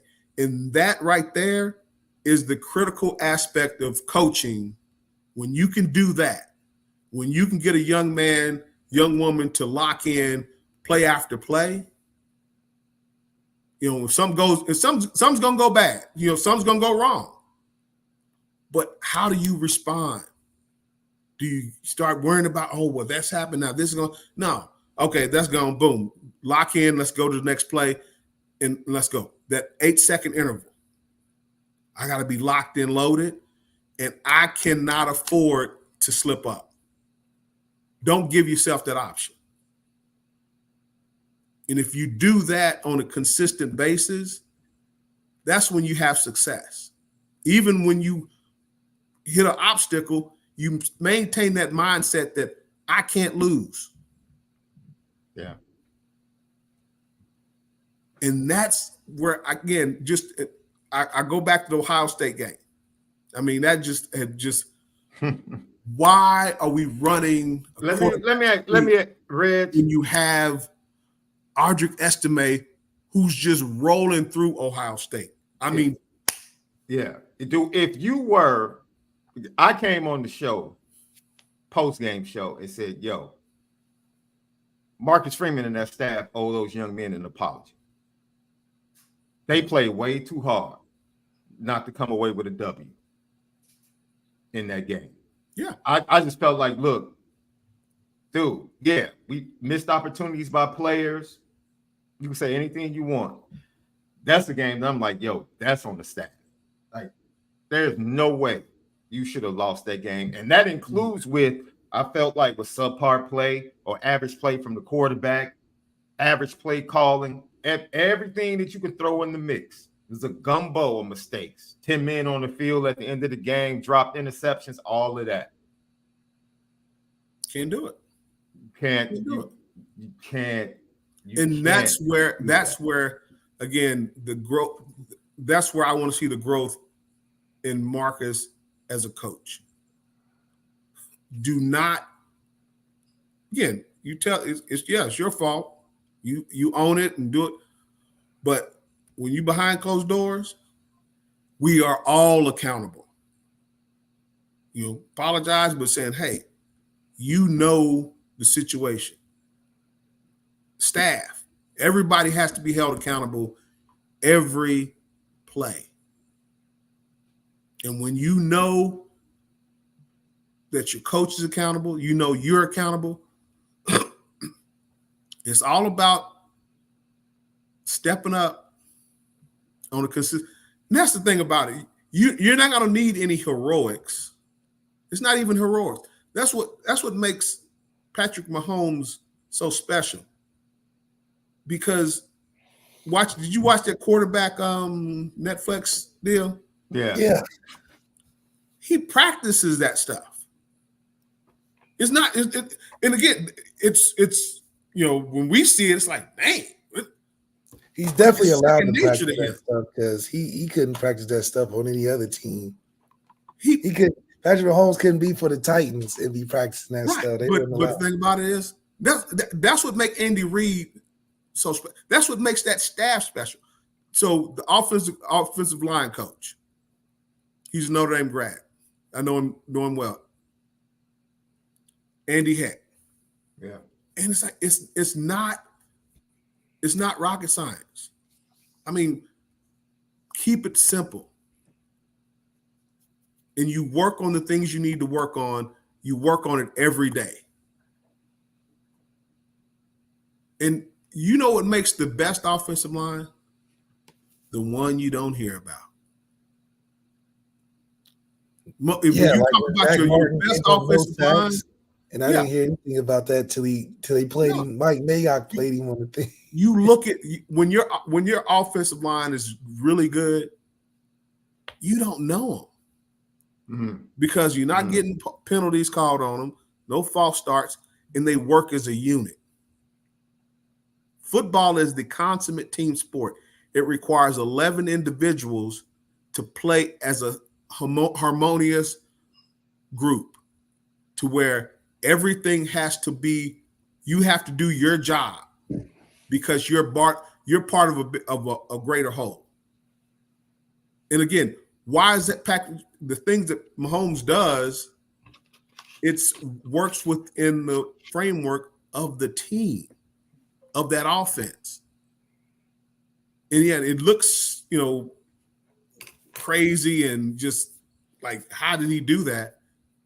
But the guys that he plays with, they have to be in a position to be on the receiving end of those throws, of those plays.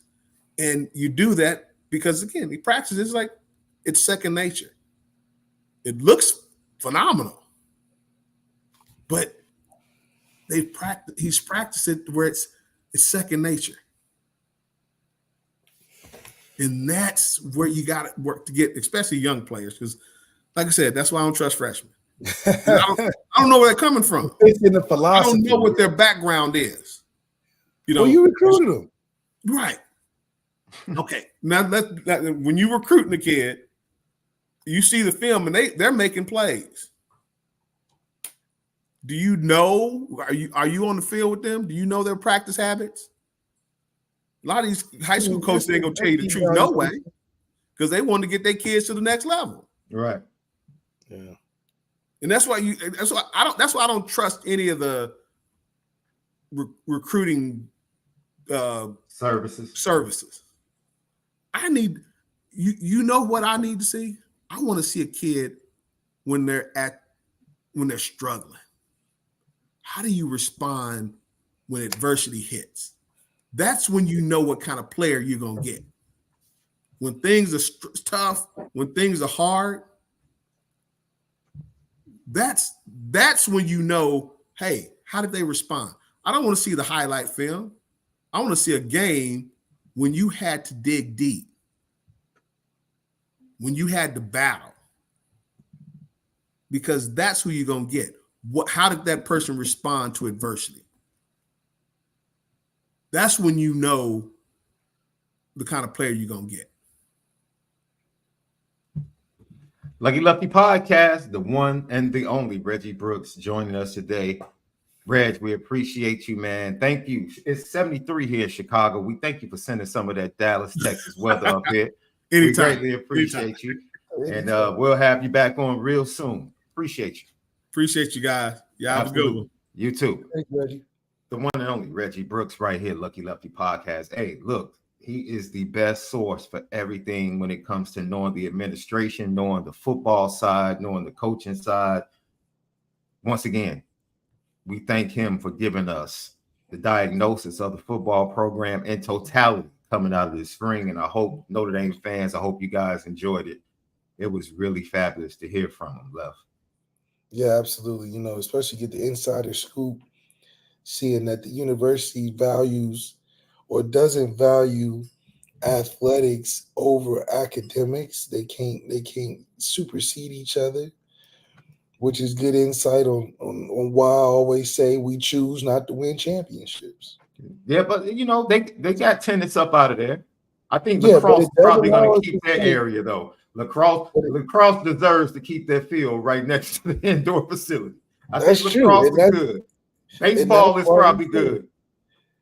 No, the sports. I think if we just had the mindset of the truth, we fund you guys. You guys got to let us run roughshod over this thing to increase what y'all like getting as a benefit from the football tree. But you also know that it's still a choice. It's like we choose whether we want to win or not. Not the looseness of can we can. We just have to choose to, which is what Notre Dame is in control of their own destiny for. And I think Reggie pointed out, like, yo, when I was in administration, I was fighting for us to lead the way in NIL. I wanted us to lead the way in NIL. I felt like it was an opportunity for us to set the standard that's coming into play. We could have done that years ago. It was really good to hear him say. It was really took good to hear 10 him. years though to get for the women's to get their facility. Woo. Women's basketball. It's a hard fight. Hey man, you have to. Hey, even a rock can't withhold dropping water. You know, if you allow water to drop on a rock over time, eventually gonna split the rock. It's gonna split the rock. So, you know, that is what is taking place, right? That rock that once was, man, no, we're not going to invest like that. We're not going to do this. That rock seems to be splitting. The new facility and some other things on the horizon that Reggie Brooks pointed out. Greatly appreciated. Left fans are in the chat as always. We have a super chat. Let's get to it, man. I got Truman, Theodore Dumel is always tapping in. Thank you for the super chat. Thoughts on the draft and UDFA Notre Dame players and how they fit within their new teams. Look, man, the defensive guys need to give a little bit of their money, a percentage of their money to Al Golden. If Al Golden is the defensive coordinator, Maris and JD do not. Yes. JD give them 10%. Yes. Because, man, did Al Golden do something for you? He made them look real good, got them ready. And like you said, Notre Dame prepares you. I've been saying this for years, bro. I worked on the NFL side, covered the NFL side. Look, coaches in the NFL love Notre Dame players, bro. That's right. I wasn't shocked that Jim Harbaugh got a couple of Notre Dame guys. Wasn't shocked at all. You got Cam and Joe Walt. Yeah, Chris O'Leary being on the staff probably helped, especially in Cam Hart's case. But, you know, good coaches like Notre Dame. San Francisco, good organization. They like Notre Dame. Winning organization, the Cowboys, they like Notre Dame players. Usually, Cowboys, the Raiders, the Vikings, the Ravens. Yeah. Chicago like Notre Dame players. Yeah, I need to do a better job of making sure they get the good ones, though. Wait, whoa. Sam was a good one for y'all. What are you talking about? That's questionable. That's questionable. He just signed. He just signed again to Denver. So shout out to Sam. Oh no, Sam is always gonna stay in the league. Yeah, he gonna stay in the league. Centers in the league have to be extremely smart. What's the rule they say? The closer to the ball, the smarter you have to be in the NFL. The closer you start to the ball, the smarter you have to be, and then the further you get away from the ball, you know, it is what it is. But thank you for the super chat. Chat is lit as always. Conversations going all over the place. I actually put my microphone on mute so I could listen to like the first minute. I didn't get a chance to listen yet. Don't tell me. I know after the first minute, I was like, oh, we got action. Yeah, we got action. Yeah, we got action. Now I don't like 6. Yeah, we got action. We definitely have action. And That's right. I'm listening to every podcast today. Joe Budden, Academics. I'm nerding out today. The beef is up now. I'm nerding out today. I'm Yeah, nerding out. And he, from what I see on Twitter, he alluded to in the lyrics that he has a back-to-back ready. He's about to drop. Okay. Kendrick's about to drop 2 in a row based upon the lyrics. Get him out of here. On certain interpretations. That's right. That's right. It's gonna be a good day for rap media. These young bucks in the NBA are trying to get Bron out of here. Like these cats are trying to get Drake up out of here. It's almost like a goodness. Yeah, that transition is looking real crazy. But their teams are also trash. Like Golden State's trash this year. The Lakers ran up against the champs, so it's like, okay, you played a first round championship. That sexy red line was fun. And look, sexy red caught some strays. Yeah. I got hold on now. Don't tell me about the song. I gotta go listen to it. No, you know the smartest man. J. Cole, once again, young man, you made the best move. Yeah, he got out of there. You got out the way. Because you knew. He got out the way and caught some strays, though. Oh, man. Hey, Jermaine, I salute you, brother. There's nothing wrong with knowing. Man, I need to step away from this. This is not my scene. Not my scene. It's about to get ugly. It's about to get ugly. And Roosevelt, I don't respect your football acumen, so I definitely don't respect your hip-hop acumen. Oh, look. This dude goes way too hard for a coach that's not even over 500, so I can't. Oh man, not that. Until Cristobal gets over 500, I don't need him to say anything. Yeah, Cristobal got a long way to go. Ever. Cristobal got a long way to go, man. Ever. Like,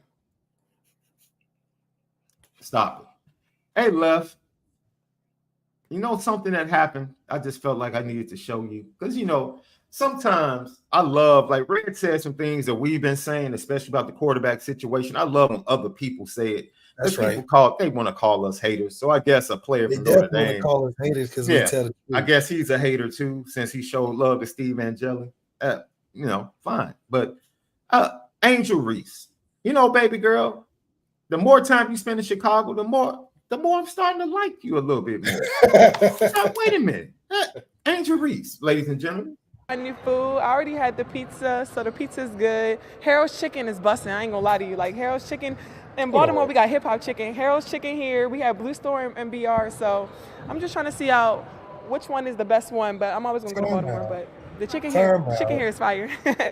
Hey, she told no lies. She said it was busting. She said it was busting. Wait a minute. Hold on. No. No timeout. You don't even like him. You have no more timeouts. Darvingham, you don't have any timeouts. There is no timeouts. You tried to challenge earlier in the show. Wasn't even good. No. When did that? Lies you tell. You said the lies you tell. Is like the lies you tell. No, I said Uncle Remus. Uncle Remus is not good. The lies you tell.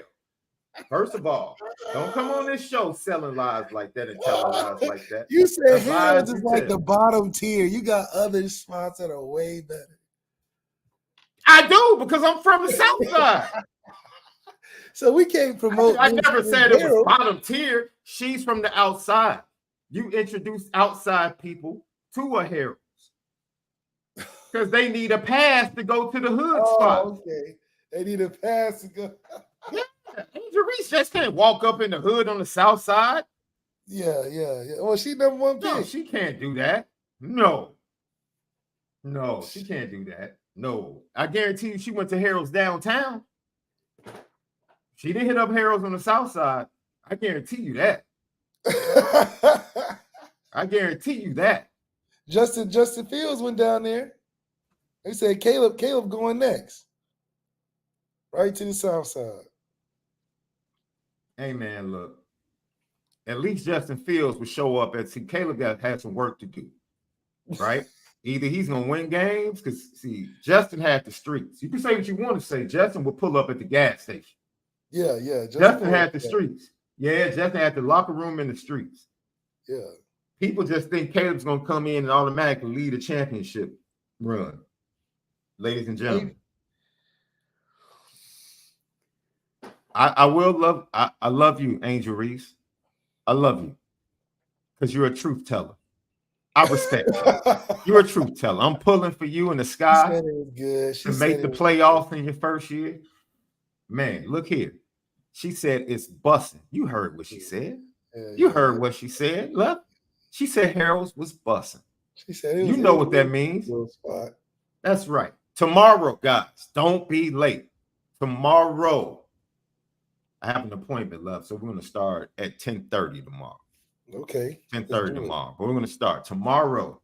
There are 5 receivers left on the board for Notre Dame in the 25 class.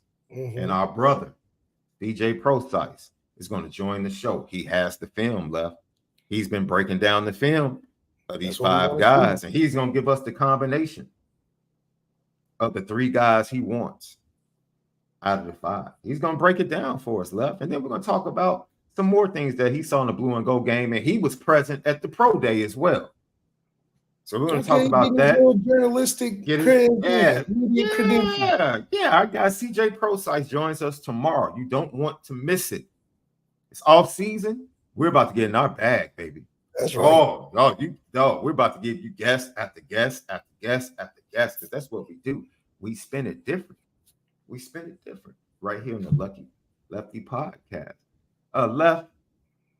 You gave your excuses earlier. Any other reasons you would like to give for why the Lakers and LeBron James are at the crib before we get out of here? I mean, I have to give you your time, Left. I have to give you your time. LeBron will be back year 22. Okay. I'm not worried about it, man. And he's going to have Bronny on his side. They're going to carry themselves to the championship. First family on the same team to win a championship. Son championship. And shout out to my man, a fan of the show, Josh Poupard, our guy Josh Poupard, who's a fan of the show. He was in Chicago this weekend for Comic-Con. Hit me up and said, SD, I'm staying in the hotel across the street from McCormick Place. I need a pizza spot for me and my kids. Yeah, that's right. Oh, perfect. He was like, I need a spot that delivers. I said, I got you. Gotcha. That's right. Yeah. Gave him a spot. Fire. I make it out to LA next Tuesday, Left. Already got every day is lined up. Breakfast, lunch, and dinner. Every day. Lined up, Left. I got it lined up already. Breakfast, lunch, and dinner every day. Every day. Yeah. Every day. Yeah.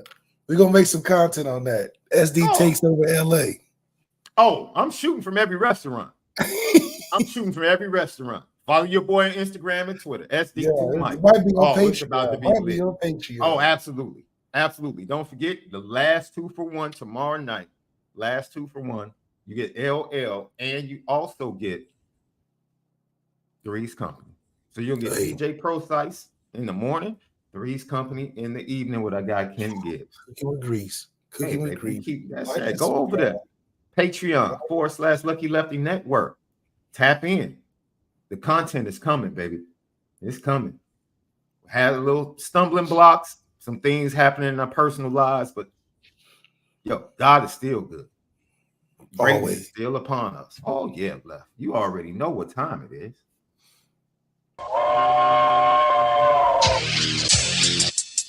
Petticoat.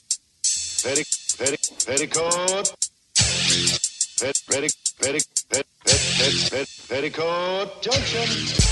It's time to get petty. Oh, we did a good job executing. Are you upset with something?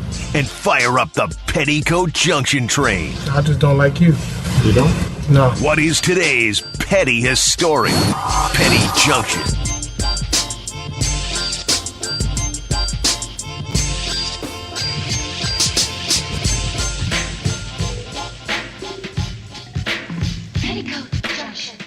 Petty Junction, petty story of the day, brought to you by Nora Whiskey at NoraWhiskey.com. The premium American whiskey at NoraWhiskey.com. Well, heck, I guess we got to throw Kendrick Lamar on Petty Train just for the first minute of the song. You're mad petty. And the overall theme of the song, from what I hear, you super petty. Yeah. Super petty. Yeah. Super petty. Jamal Murray. It's a playoff euphoria, right? Yes. Jamal Murray, you are super petty, bro. First of all, you are super petty. The 2-game winners in a series, that's petty, bro. You didn't have to do Austin Reeves like that. They're the same shot. You didn't have to do AD like that. AD came back, Austin Reeves. And the shot last night just looked so easy. It was kind of like he's playing in his backyard. Like, yeah, it's like, oh man, play some defense. We need double team or something. You know. But Austin Reeves makes some big shots down the stretch. He earned himself a spot back on the team next year. I mean, you know, cheap Alex Caruso. That's all he is. A cheaper version of Alex Caruso. First of all, Alex Caruso ain't got the confidence of Austin Reeves. The lies you tell. You must not watch him and shit. Yeah, you don't watch him. Man, you should have saw that. Man, Austin Reeves was hitting that clutch 3 to go back 99, and he was. He shoots better. He shoots better than Alex Caruso, but he can't defend better than Alex Caruso. He definitely can't defend better than Alex Caruso. No, he can't. But that's not his job. That's the problem. We need a guard that can defend. As soon as I saw him on Jamal Murray, I was like, "Oh, this barbecue chicken." And you know what's so disrespectful about the Denver Nuggets, bro? In those situations, they don't even start to play until it's like 7 seconds on the clock. Yeah. Almost like we know we're about to get whatever we want. Don't even worry about it. It's like Joker waves everybody to the other side of the floor. And it's like, dude, wait. Easy high pick and roll. Yeah. Now let's go. Pick and roll. We get whatever we want. It's really like that. It's so disrespectful. Yeah, that's how it's so disrespectful. Hey man, Anthony Edwards, man. The whole who was that? The Triple H. Yeah, the Triple H. Yeah. Let them know, man. And you can they need that. The NBA needs that. They do. Kevin Durant not gonna do it. Can I tell you what this series is? Which I think I'm giving away. Now I could be weak like other people and say, well, if Jamal Murray's healthy, I'm not gonna do that. He has 5 days off. Hey, it is what it is. He got no time. Yeah, if you're on the court, you're on the court. I will say this. I think Ant-Man is a year away. This reminds me of Michael Jordan climbing to the top, but he had to get over the Pistons. And it took him a couple of times. Yeah, this is what I'm saying? This is like the Pistons. Denver is like the Pistons to Ant is gonna be that dude. We already know. He's gonna have a Ant is the dude. Ant is the dude. Wembanyama is coming. But Ant, let me tell you something, ladies and gentlemen. This is very similar. I'm telling you, we're watching the emergence that's very similar to Michael Jordan. Because Michael Jordan won and then hit the Olympics and then just went crazy. His brand just went crazy. Ladies and gentlemen, watch Anthony Edwards in Paris, boy. Ant might take the Olympics by storm this year. Yeah. He just might take the Olympics by storm. But the Denver Nuggets, I think the Denver Nuggets get 2 like the Pistons got. I think they get 2. And then Ant, I think it's his time to take over the West. That'd be great. I mean, the West is pretty stacked because you got your boy Victor Wembanyama over there gonna come up pretty soon too. Yeah, but his supporting cast is boo-boo right now. His supporting cast is boo-boo. His supporting, I don't know if they get anybody else to help him. But right now, San Antonio might be 2-3 years away from like playoffs. A year or 2. Well, they might get that Alex Scar kid. Yeah, the other French kid. The other French kid. Because they're gonna be in the lottery. I think it's going to be a SGA Ant battle moving forward. SGA, he gotta show me again because he kind of popped on the scene after 1. Yeah, you gotta repeat the success because Chet's a good player. Jalen Williams a good player. Ant has to change shoes though, bro. I know he wanted to do his own independent thing and he didn't want to take the usual route. And his shoes are nice though. Yeah, but somebody got to jump in his ear like, bro, what you about to be, you got to give it that swoosh, bro. You got to get that swoosh. Somebody talk. Adidas got fired commercials too for him. Is that who he's with? Adidas? The AE1. Some say I'm a quarterback. I'm not a quarterback. I don't know. I just got a feeling left. If Mike walks in the room, and says, "Ant, I'm ready to take you to that next level, boy." I need to count some of them AE1s. Kobe's with Adidas in the beginning. And switched to Nike when he was ready to pop. I think and it's gonna be on the same trajectory, bro. It's undeniable, man. If you want to get there, it's only one brand. Nike, yeah. Man, it's only one brand. He already got the Sprite commercial like Bron. Facts. That's just one step. That's just one drop in the bucket. But he was extremely disrespectful to KD, and I'm here for it. I'm here for it. I'm here for it. But KD so let it roll off his shoulders like a rock or something. He's doing too much for me. KD's doing too much for you? Yeah, he's not giving me enough pushback, man. He's just so, it's okay. It's all basketball. It's cool. I'm going to just be back. I think KD doesn't care. KD went to Golden State to silence the cats that said he couldn't. Oh, to get all the winning in. So, man. Yeah, so once he got the winning in, KD wants to be a Renaissance man. You'll see that dude over in Paris at the Olympics, touring, taking pictures. Yeah, that's KD.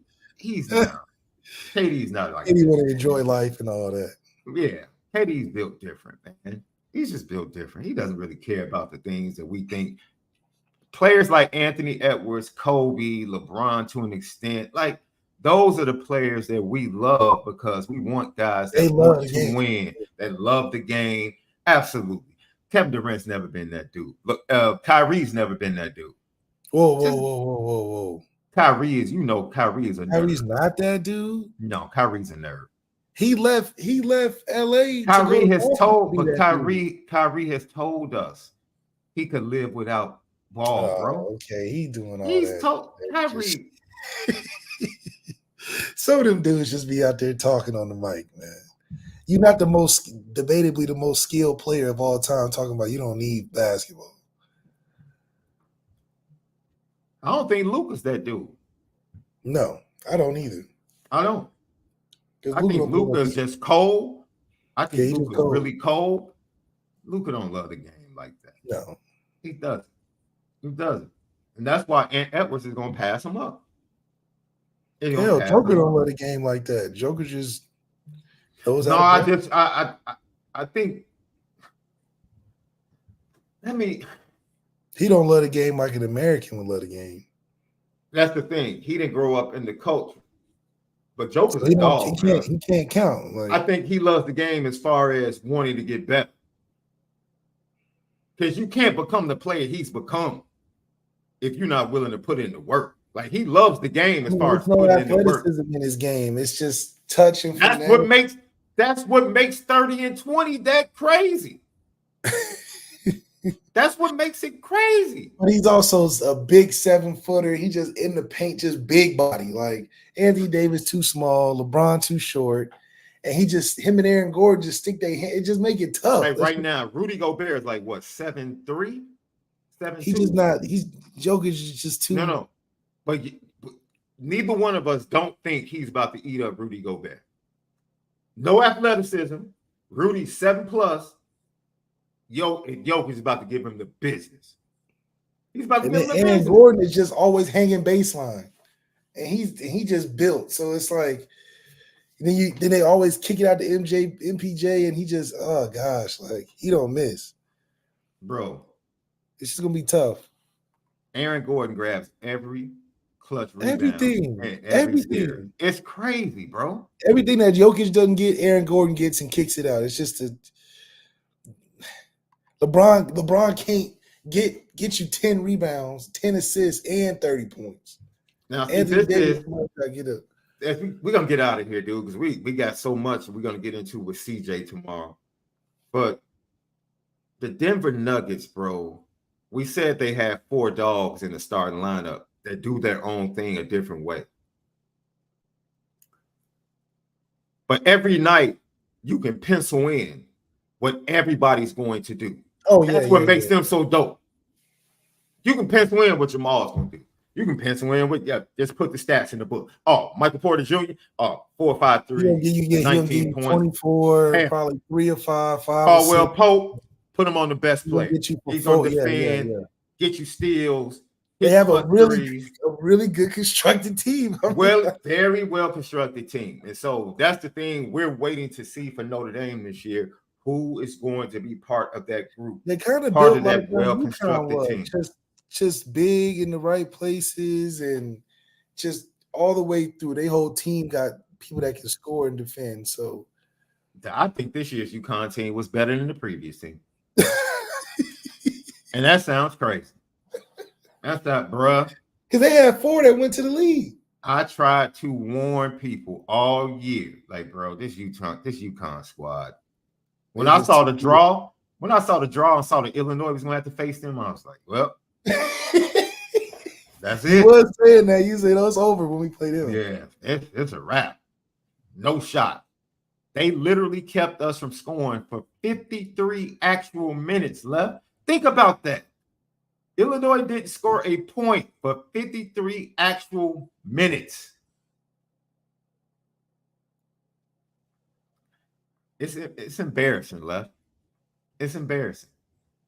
And then I watched the best team in the Big Ten, the supposed best conference in all of college basketball. I watched the best team with the Wooden Award winner, Player of the Year, just get absolutely dominated. Wasn't even close. Wasn't even close. They kept it close for like the first 10 minutes. And after that, I've never saw Zach Edey breathing hard all year. Never. Oh, he was balling and then he got out of shape. And then UConn No. He wasn't out of shape. It's a different level, bro. Oh, yeah, because they was running. They constantly attacking him. He couldn't rest. No. See, he couldn't rest. He didn't have somebody he could rest on. No. Because they was down there on that drop coverage. They was on him. And they were willing to wrestle that dude in the post. We're not about to double you. No. They said, we'll just throw guys at you. We got 10 fouls between these two dudes. We're going to use them. Yo, Notre Dame has an opportunity. I think this roster is really put together. Yeah. I really do, Left. Yeah. I really do. I really do think the roster is well put together. Coaching staff is well put together. We'll see if they can put it all together on the football field starting in College Station in August. Thank you guys for joining us today. You guys were fantastic. Lit in the chat as always. Don't forget, subscribe, share, let everybody know Lucky Lefty Podcast. Patreon.com/Lucky Lefty Network. Hit the thumbs up. We greatly appreciate you. And we'll see you tomorrow for a double dip of the Lucky Level Podcast. CJ Procise and his thoughts on the wide receivers. You heard Uncle Red said, man, I'm not saying, but I'm saying you definitely see the difference in the coaching in the wide receiver room. I wanted him to get deep into it, but he flat out said it, Left. That's right. And the difference shouldn't be seen like that. For it to be that stark immediately, that says a lot about what we pretty much said was going on in the room. But what we don't need to say about the previous. No. See you tomorrow. Lucky Lefty Podcast. We spin it different.